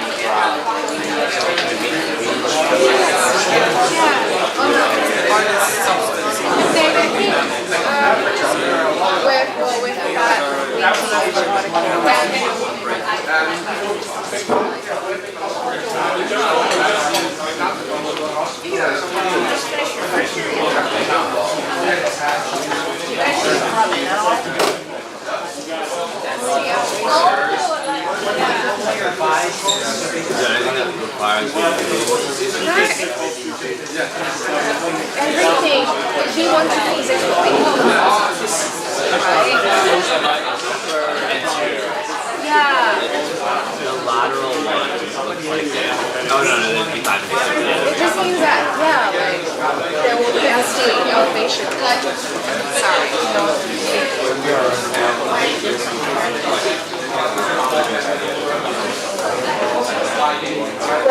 That's very doable. The starter we had was like not be simplified enough, but this seems to be a very simplified, elegant solution. Yeah, the big one is have someone.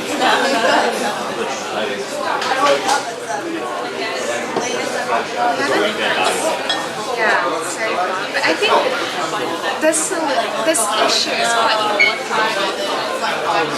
all the pieces. I feel like the steak wouldn't have to wait 2 hours. I'm actually like I want to like evaluate the 2 hours. Like if they decide to do it. Because I thought yesterday think that if they decide to do it, they do it. If they decide they don't do it, they don't do it. If they do it, they don't find anything. They don't do it again. They're like 6 hours. They actually said it really happens with triage to save it. That's awesome. Yeah, because what I thought was like the triage might not find it because they like might not notice like the lead times that they send it. But then like would find it 6 hours later when you get like a massive thing. They just wouldn't get it. I think they actually said the first filtering step there was experience just for observing this. So they don't even like give them now the issue is not that people don't make it. It's just that people just showing it. Well, it really depends on, I think we often feel like it really depends on what the triage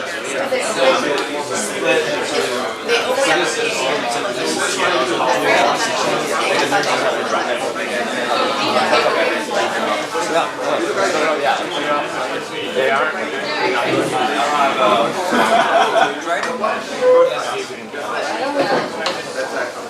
Okay. Question 1. Are all the patients who need EKGs getting into the pipeline? Especially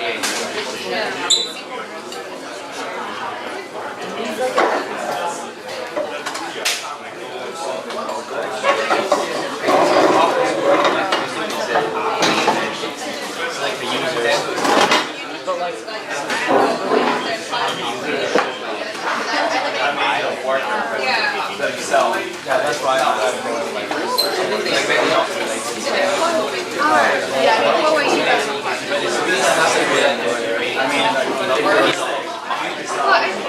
For ECG, so it's not alarming, it's not the application. He hasn't responded to it's quite a common problem in focus. It's seriously understaffed, especially on that.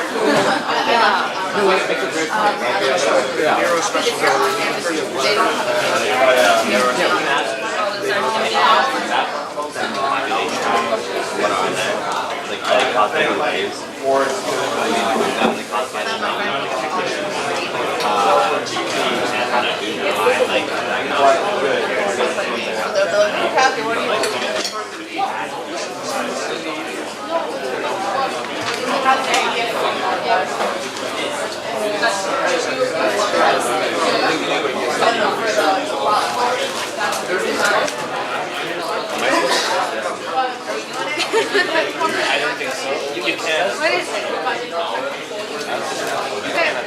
What testing? It's not cheap. Can I have like a quarter of it? Yeah, of course. I'm gonna ask for it.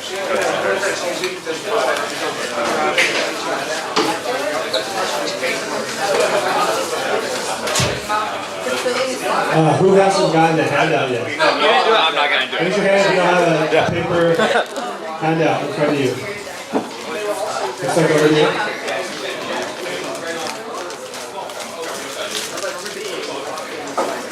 There's like a microwave and stuff. Who still needs one of these ginormous paper handouts? Or does everybody have one of you?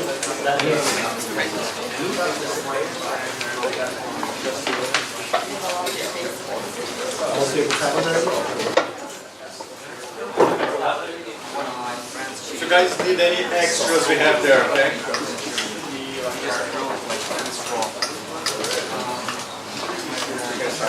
I just want to make sure everybody had it. Finished eating. We'll get started in a minute or so.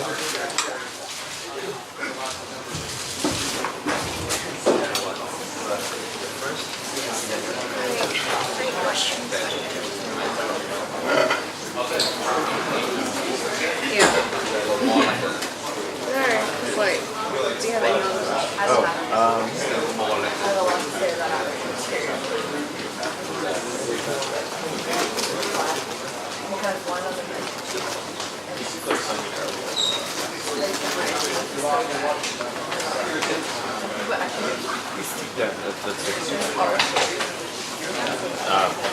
you want it? That's okay. You don't? Yeah, unless you're willing to, you don't have to eat all that. It's like kind of messy though. Have an easy way to cut it. Well, I kind of wonder that too.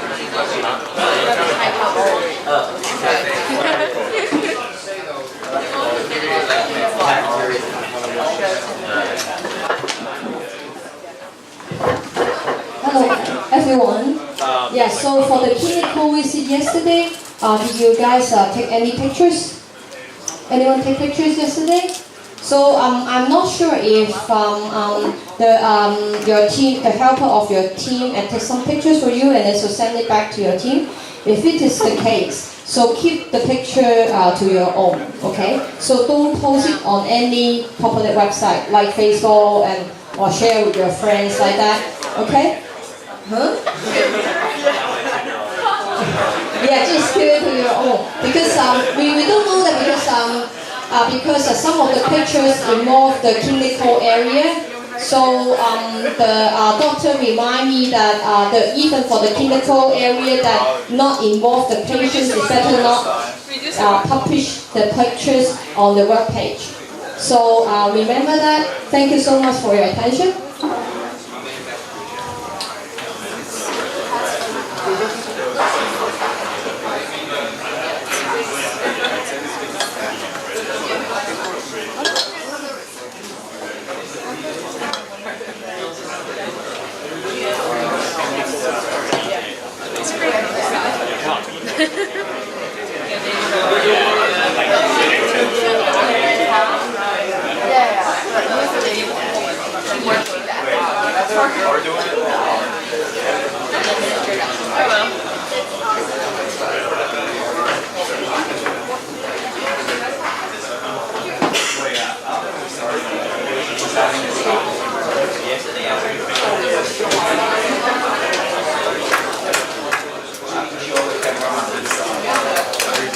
Side is good, this is not good. So yeah, make sure only get this side. Yeah.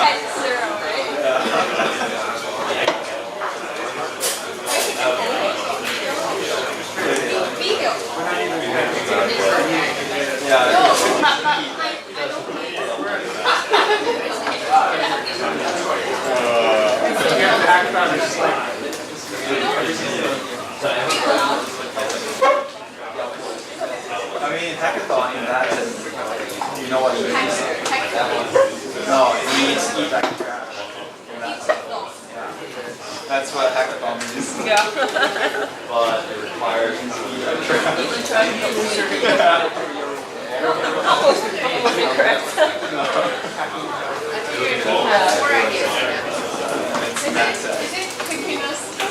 Yeah, you have to put it in there.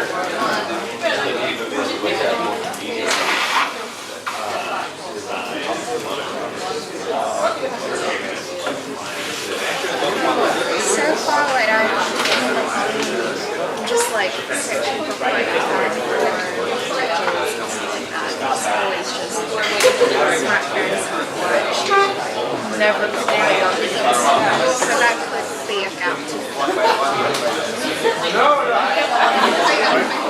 because I'm just looking at like what's already existing on the market. It's really so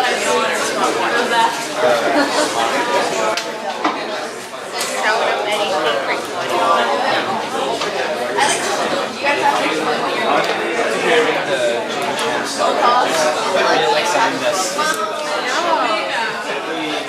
But this sounds much simpler than the idea that you mean like ECG.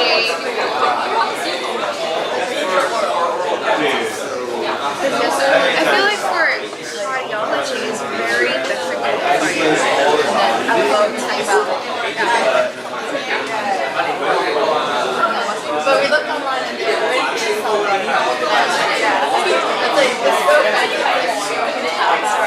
I've actually done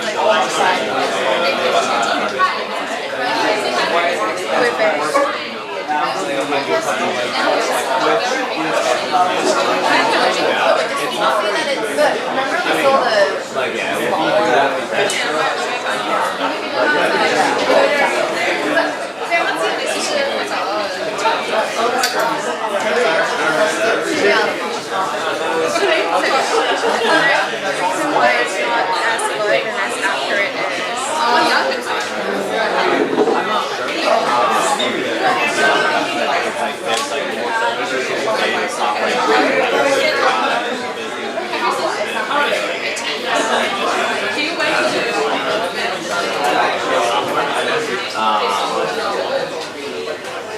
Yeah, so it's like just what if it already exists? I just the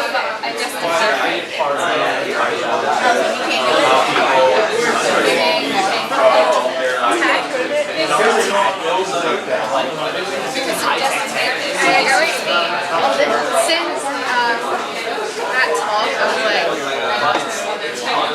yeah, oh no, but like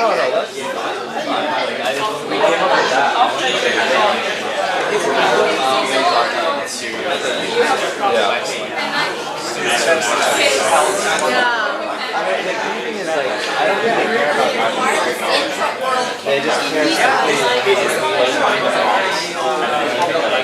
action which is why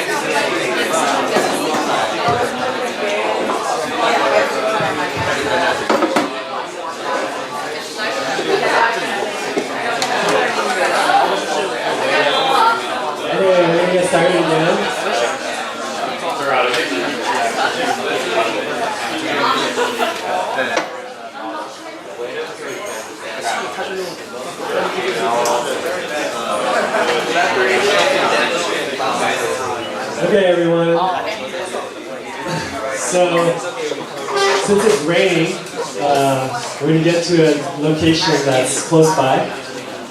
We're going to redesign the Hong Kong CYM cafeteria dining experience. Actually, I haven't even been to that cafeteria. But we want to put you in the setting for doing this exercise. Everyone has a packet. Make sure you all have one of these large paper packets and a pen in front of you. And I'm going to explain what's going to happen because there's such a large group and we're going to be out in the cafeteria. We may not be able to look over everyone simultaneously. So first we're going to have some helpers take you over there. And you see that there's a time on each section, so you're going to time yourselves. So what we're going to do is you select someone on another team to interview, and you guys will be like a pairing. So then you'll go into the dining area, and you'll follow this whole packet all the way up until step 7, but you won't do step 8 because we're going to come back here to do step 8.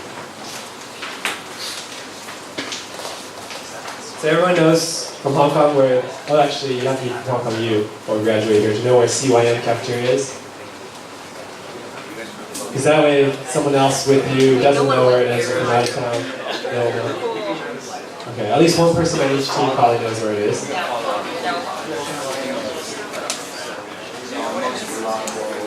So again, the theme is redesigning a cafeteria dining experience. So you first have to understand what it's like to dine at the cafeteria here. And you can make observations and interview your counterpart. You can pick anyone to interview.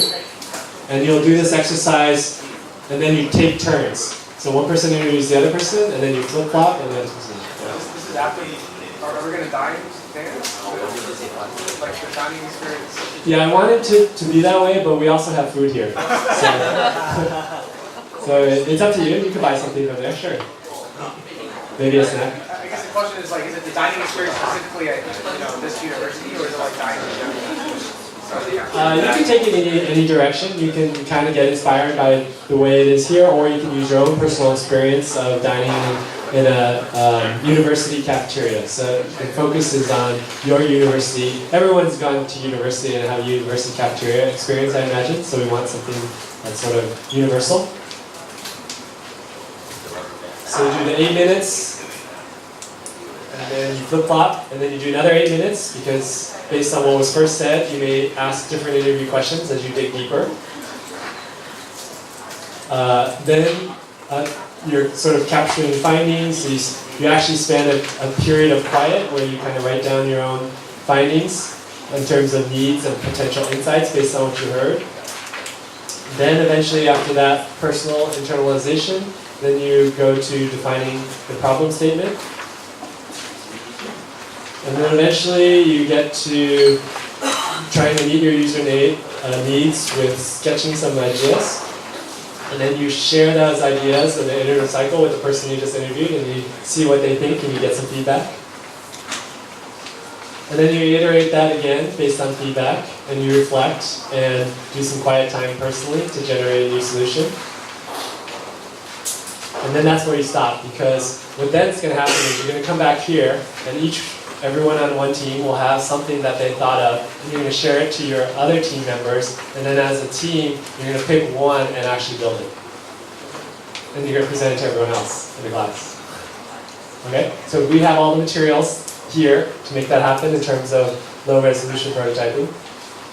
Any questions on this? So the key is to follow the instructions. I mean, generally when we do this, we actually do the stopwatch for you and all that kind of stuff, but since we're going to just put you over in there and it may be a little loud and maybe difficult, you guys will be off sync a little bit, but that's okay because you're going to carry your smartphone and you're going to do your own timing. So you guys do your own timing with your pairs. Okay? Remember to evoke stories and feelings and emotion. Go for volume when you're talking ideas. It doesn't have to be so elaborate that you just fill one box with the perfect solution, right? You're sketching out to fill all the boxes. No. Yeah, we'll go into brainstorming also in the afternoon, and I'll also put some of this in more perspective, because again, this is a full cycle of doing 2 iterations. And then when it gets to what are some ways to enhance prototyping, you'll see that it's actually. So, just a second. This thing for kids, can you guys raise your hand for this just a second for me so I know who you are? Excellent. Guys, do you guys have any design thinking classes already back home? So all of you had it, right?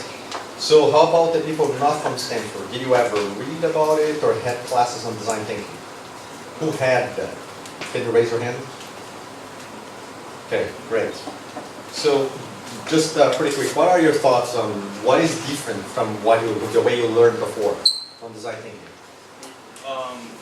It's a lot more just interviewing, because the things I learned involves a lot more just brainstorming by yourself. Exactly. To make hypotheses. So that is very important. So what happens a lot in places that are not Silicon Valley. So it is learning by having the teacher presenting a lecture, and based on the content we deliver, you guys are going to work on. We kind of did that today. Design thinking is the other way around. You're going to learn from your teammates. You're not going to learn from us. We're not going to help you that much. We're just going to guide you. But the teammate, your group is going to be the group where you're going to generate a lot of those questions. So that is the main difference. So you learn by doing. You don't learn by kind of seeing a lecture or trying. So really try. The other thing is about the ideas. You're going to see in the afternoon. Go for number. No idea is bad or no idea is stupid. It's kind of hard that one. It really is. Every time you feel ashamed of saying something, really, that's gonna, oh my God, yeah. So just go for it. And then go for the number. And the other teammates, please don't judge. Don't say no or anything for the ideas in the meantime, okay? Any questions? Cool.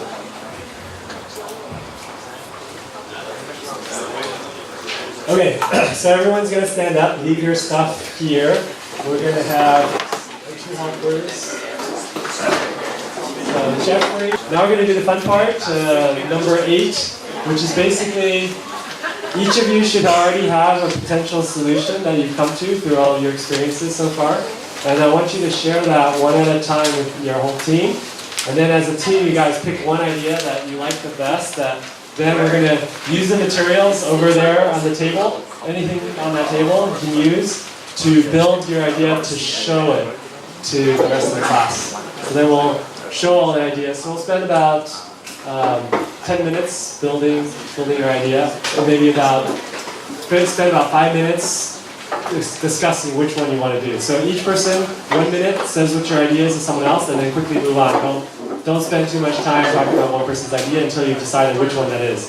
So each person, 1 minute to describe their idea to their team, and then they go to the next person, so that's about a 5 to 6 minutes time period, and then 10 minutes to actually go and build. Okay? So you can start now. Let's see which team would like to go first.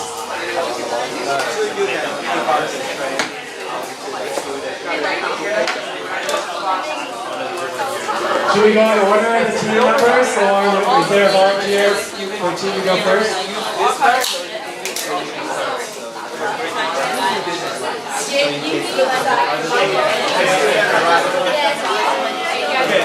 please come up. Everyone, please sit down. Please sit down. First team is coming up to present.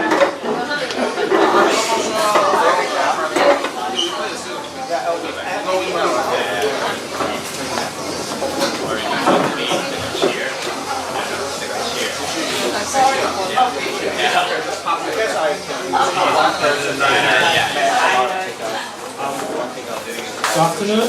I'm Johnny and I'm from Team 9. I'm a graduate student already, so I have 4 years experience in those canteens. So I have a story. So every time I go to have lunch and dinner, I see there's a lot of students. When they leave, they need to put a tray to the tray return station, right? So everyone maybe has those experience.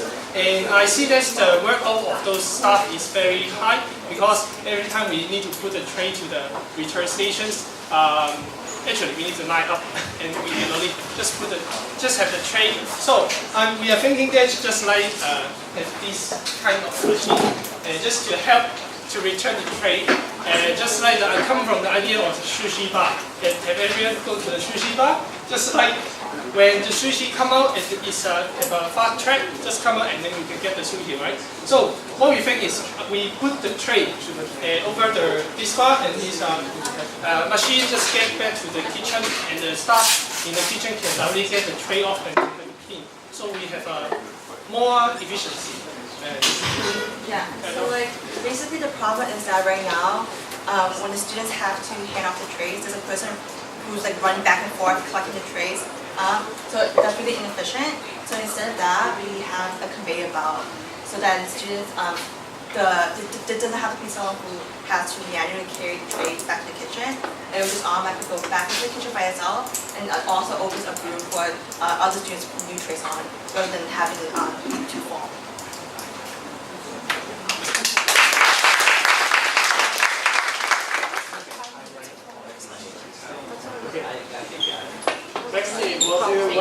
regime on the stopwatch.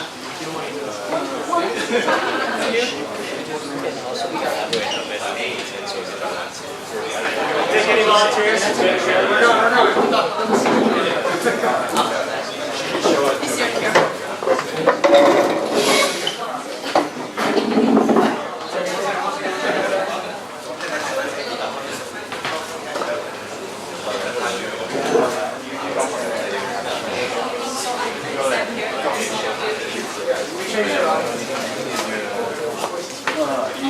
You're just somebody with you're in the lead.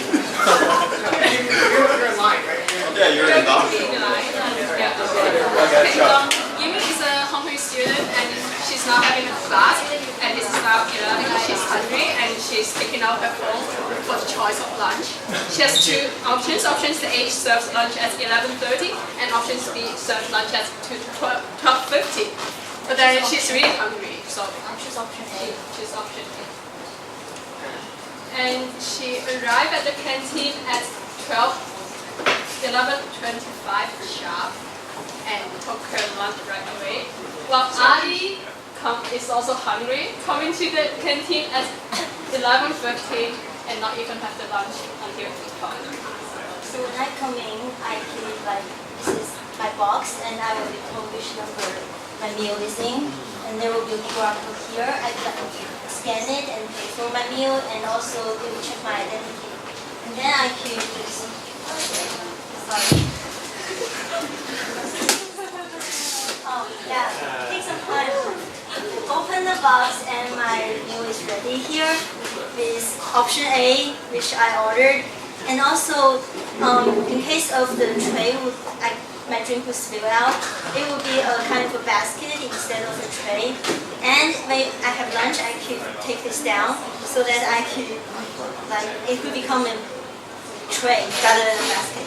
And it will save some space for those. So we have option A and B to divert people going to the cafeteria all at the same time. So option A obviously is 11:30, and option B is nearly 1, so 12:50. So we try to divert people by giving them choices.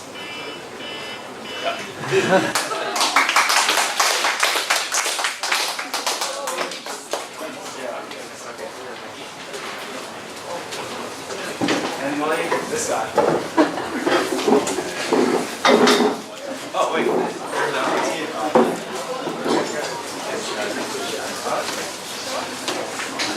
No, this is.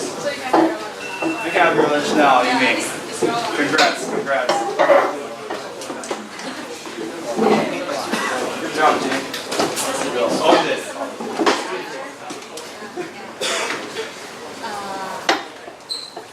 Most of the time, people need to queue up for buying the food according to the menu, and then they have to queue up for taking the food, and then they have to queue up for taking a seat also. So it takes many hours maybe for you to have lunch or have dinner in a rush hour.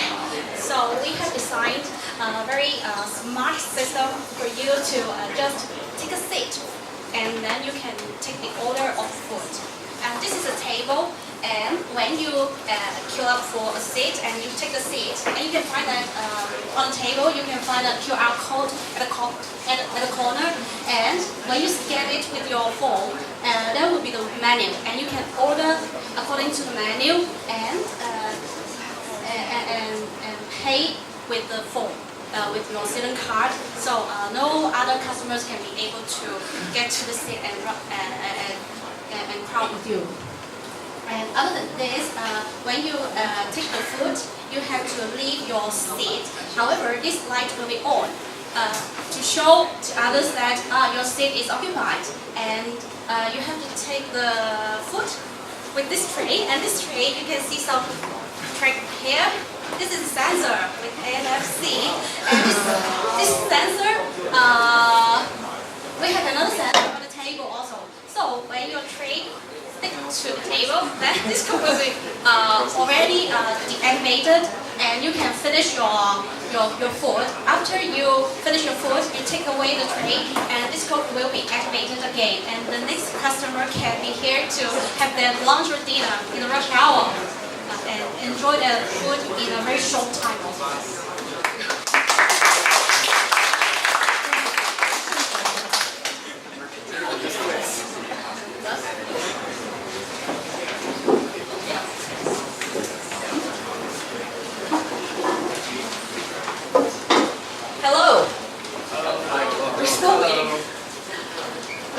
Alright, we're team 8, and we found a really compelling point of tension around takeaway food.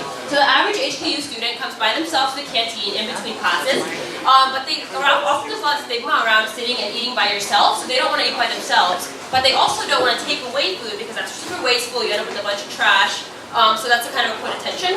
So we wanted to come up with a way to sustainably take away your food. So our idea is this kind of box tray system. So you get a plastic tray when you go, plastic box when you go to get your food from the canteen. Hoover here is a student from HKU. He's trying to get his food.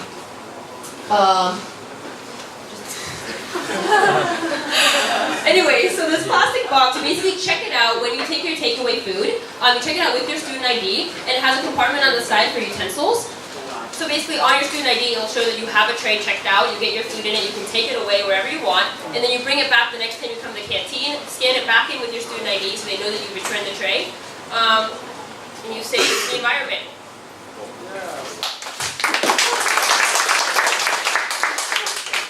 And it also stops overcrowding in the canteen because a lot of people will be taking away their food.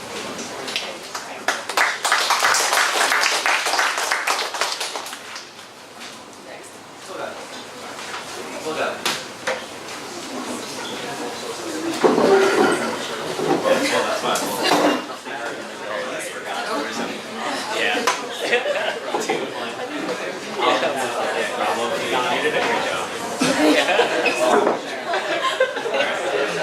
So a common complaint that we heard from diners at the HKU canteen. Yeah, I'm talking. A common complaint that we heard from diners at the HKU canteen was around the quality of the food. They said it was cold, that it felt like it was prepared hours ago. But if you want hot food that's more freshly prepared, people are going to have to wait longer. And not everyone wants to wait longer. But some people might. So yeah, we're basically just like subdividing the categories of customer by basing on like their preferences, whether they prefer time and price. So then we'll have the pre-made food, the fast lane. And whereas if someone prefers quality and canteen food, then we could do a make-to-order. And it will be freshly made, and you can choose your ingredients, extra sauce, extra meat, whatever you want. So basically, just satisfying each other's, like everyone's needs. That's it.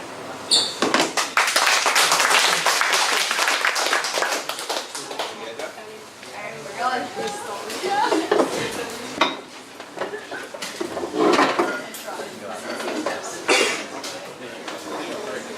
Hi guys, we're team 7 and we are concerned about the waiting time in the canteen and also the payment system here. Some people complaining that they're forgetting their either Octopus card or student IDs, and we thought that our university can handle collaboration with Octopus card, so maybe we can include the payment system into the student ID. The idea is that you can't use your student ID to pay for anything at the moment, so you have a payment system and you edit it to your student ID. So you load up your student ID with money, you pay for it, and maybe since it's already proof that you're a student, you get a 10% discount for ordering using your student ID. It's also the situation when a lot of people coming to the canteen, also from outside. So this option can also provide us with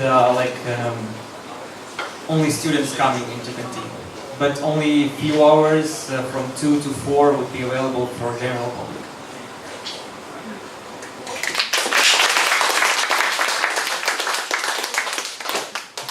We can go.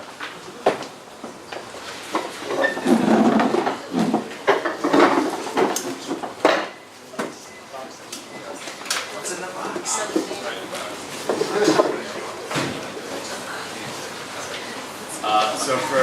We actually had the same problem that we identified as the first group, where we noticed that the trade drop is in one location and there's a dedicated person who has to move from over at the trade drop area to the kitchen, and the person at the dedicated trade drop area has to wipe down the trays for each tray and then move them over every single time, and that can lead to a backlog.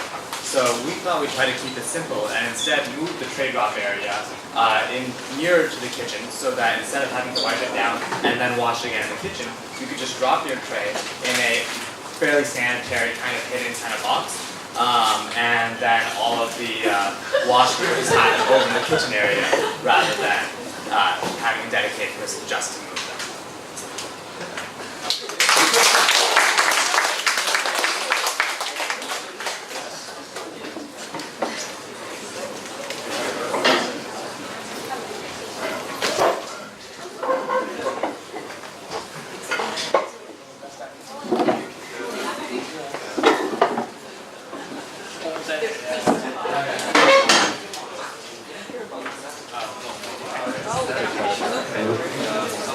So basically we found out some needs. So we found out the food variety is not enough, the space is not enough, and the food cost is a little bit too high for the locals. Actually, well, compared to other restaurants. So what we're going to do is that we design the floor plan of the whole restaurant. So as far as the space is concerned, so when you first step into the restaurant, what you see is people walk past those who are having the meal into the cashier to buy the meal. So it actually causes a whole lot of people, and then it kind of makes it so crowded. So we design the human flow. So basically when you just step in the restaurant, you kind of walk around the periphery of the restaurants. And at the periphery there is some food stores, there are actually multiple food stores, so we're making it like a food court rather than just one restaurant, one cafeteria. So at the same time you can divert the human flow away from the tables. At the same time you increases the food choices, and also because of the competition you can reduce the price or actually maintain the price as an affordable value. As far as the checkout point is concerned, we actually borrowed the idea from the MTR. If anyone has trouble on the MTR, especially at the Mongkok station, you know there's a large amount of people coming out of the station at one time. So what they have devised is some kind of like it's a double layer of checkout machine. So we basically maximize the number of checkout space packed into one area. So and with that there will not be a backlog of people waiting to check out, and there will the human flow can keep going. So for the central area there will be a lot of tables. So yes. At the same time, we need to increase the areas of space because we need more people to eat in the cafeterias. Maybe we need to put more tables outside the cafeterias, and then you see there's a table outside the restaurant. So, and then as I mentioned before, so we want to increase the competitions, and then we want different suppliers into the restaurants, increase the competition to lower the cost of the food, so that more students can have more choice at the same time the cost is lower. Okay.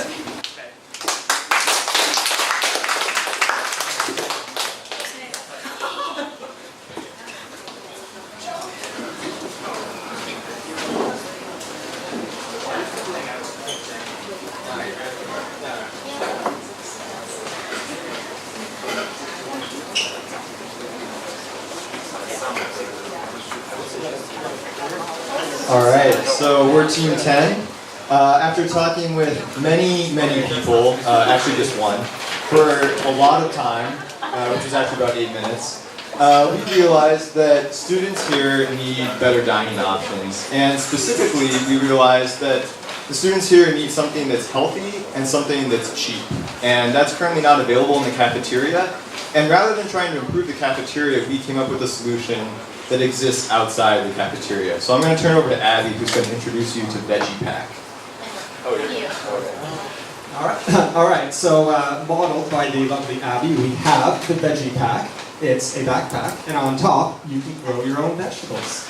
You know, so as you can see here, we got a carrot, we got a tomato, we got a pumpkin, we got all kinds of things. You know, and and we got a duck for some reason. So this accomplishes our goals of making both healthy and cheap, and you can eat. Furthermore, it's extremely convenient. You walk around with it. You've always got fresh veggies at your disposal. So that is the Veggie Pack.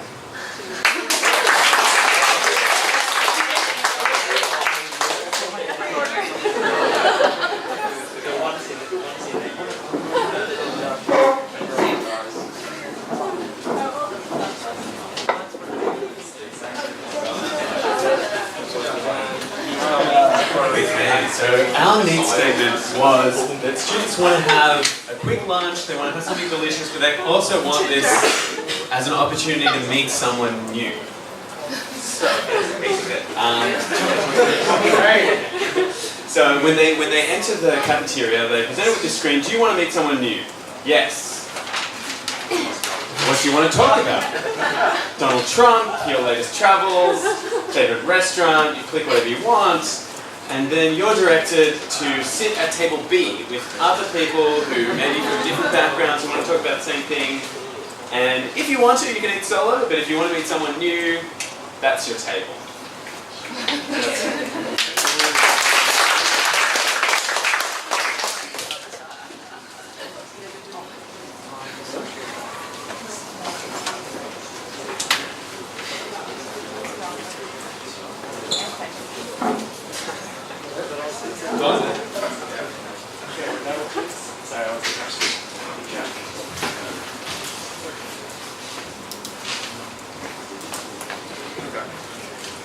Great job, everyone. Guys, I really like them. I like all of them. They were really cool. But that was funny. So, what did you guys think? This table first. What do you think about this exercise? Did you do something like this before? Have you guys done like some exercise that's similar to this before? Some people have, some people haven't. Okay. What do you guys want to say something about it? What was wrong about it? What do you guys didn't like about it? We didn't have enough like research, like with data. Okay. I think a lot of teams have something to say about it. There were like a few people we interviewed. Some Okay. people had prior experience. Okay. So, it would have been nice to have like, a lot of different perspectives. Like, Okay. we wanted to interview, for example, people working in the back. Yeah. As well. So more time to interview customers or so. Great. Anybody else felt that way? I felt that way. Yeah. Anything else you guys felt like? What was good about the exercise? I think talking to users is the best way to find the biggest problems and pain points, and that's what I like about it. And we had a lot of chance to brainstorm on our own, and then we got to share ideas with each other, and I like that. Okay. Talking about that one, so sharing ideas with each other. I don't know how much exercise on team dynamics and building teams you guys had yesterday. Perhaps you guys do the marshmallow? Yeah. So, anyone, so you may feel sometimes that, or you feel ashamed about sharing your ideas, or you feel sometimes that there is a bit of a competition on ideas and your idea may feel overpowered. I don't know if that happened here, but that's a very important lesson from this exercise too. It's really important. How do you guys do teamwork? So do you have that exercise yesterday, the rocket decision? Or no? Yeah. Okay. Oh, today? Okay, cool. So we're going to go into that. Especially about the doctors we feel here, we tend to be pretty strong about our opinions in how to do surgeons, if there isn't any surgery there, so that's pretty interesting and to develop that how to work with the team. Good. This team over here, what did work for you guys? What do you think, have you worked with this experience before or no?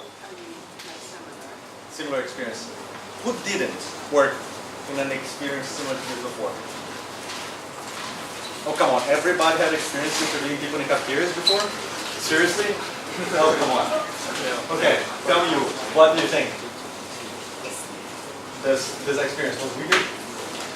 Talking to people and asking about what they want. How was that for you? They're curious about what I'm doing. Is that right? Okay. So you just spend time with I think it would have been possible to interview people outside of the cafeteria and about the cafeteria, but I found that when I was interviewing people, it was really helpful to be in the cafeteria and be able to look around and think through exactly what they're experiencing and trying to ask more targeted questions. Okay. Like, how do you feel specifically about the data they use? Or even just like remembering that they have a trade that they have to deal with, rather than, if we're talking outside, I might forget that there's a trade that they have to deal with, and they're just really helpful to have for the context. Correct. About the population of the survey, it's actually a biased selection of participants as well, because people may have a cafeteria because of existing problems, so that's why we're missing a portion of Would be interesting to interview other stakeholders outside of that problem so you could actually have more idea. So great, great. Anybody else want to say something? I like to interview people, so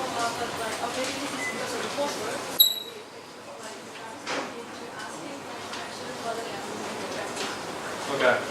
So do you mind saying this last part again? Okay.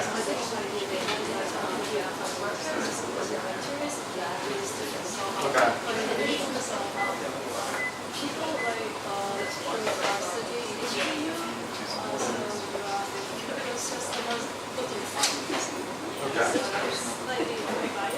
Okay. So I'm hearing a little bit about by sample of the population. Yep. I would say something. I think without knowing what other groups are doing, we would present something like the same project as theirs. And after conversing with them, we decided to do something else. Okay. So we had to do something different that we planned to do before. So basically what you did is you did existing solutions analysis or newer landscape analysis and decide to pivot your exam, just making your jargons here different. That's very good. That's very important. I think I would like to add to the idea of the background of the person you interview. Yeah. Does make a difference because through my experience I got like contradictory view. Say so for someone like us that we are first time customer to go in the cafeteria, we might feel there's a lot of good choices to choose from. Yeah. But for like repeated customers like Hong Kong students, they dine there like maybe 5 times throughout the week. They will have the experience that throughout the year the menu might be just circulate among like 6-7 dishes, and which they feel the need of expanding the menu. Yeah. I'm very happy you guys are saying all those points. That's because that's going to translate into a lot of what you're going to do later. So you're talking about interviewing several customers. So you're talking about interviewing regular customers, occasional customers, what each one of those, what would be the things that would require, what would be their needs. That's excellent. That's actually very good what you guys are doing. So this exercise is a lot about, so we have a couple of things in academic institutions that is, we always value individual work. So you guys are graded your test by your individual work. It's really rare that you work in teams. Usually, I don't know how it is here in Hong Kong, but at least in America, we do value a lot of individual work and actually reward that. So how to work in teams is going to be pretty tricky, and you guys are going to need to love each other for this week because you're going to see each other a lot and how to deal with the differences. So that is one. Second is how to interview customers, all sorts of customers. So you're going to need to understand all those. Who is your client? We're going to give you some concepts on the Lean Launchpad model. So in by design, it's going to be stakeholders. Lean Launchpad is going to be customers. But interviewing people and getting familiar, that is actually very important if ever you're going to go into the startup world. You really need to go interview 300, 400 customers and understand really well the needs of each one of them. So that's very good. You guys can go a little wilder the next time. We should have more material, but just let you guys go with like crazy stuff. Like, I want a drone to deliver food to people in here. I want to, so that is like, go for crazy ideas as well. Things that you're not going to actually happen. But that is a good idea. You guys were pretty good, pretty efficient, but give me something crazy, like a robot cookie, something along the line. So that would be interesting to hear as well. So I start going with these insane ideas that you're going to be ashamed to tell your colleagues, because those are actually pretty cool to hear later on, right? Lily, do you want to add something? I was really impressed by how well everyone, if you look at each of the projects that was presented, that there was actually, I could see that there was an active persona that you were designing for. Like the veggie pack is more for someone who is health conscious, and I liked how some of the teams segmented. Pretty sure it was someone from Stanford that came with that idea. And so, and there's the group who wants to be really efficient and get in and out of the cafeteria.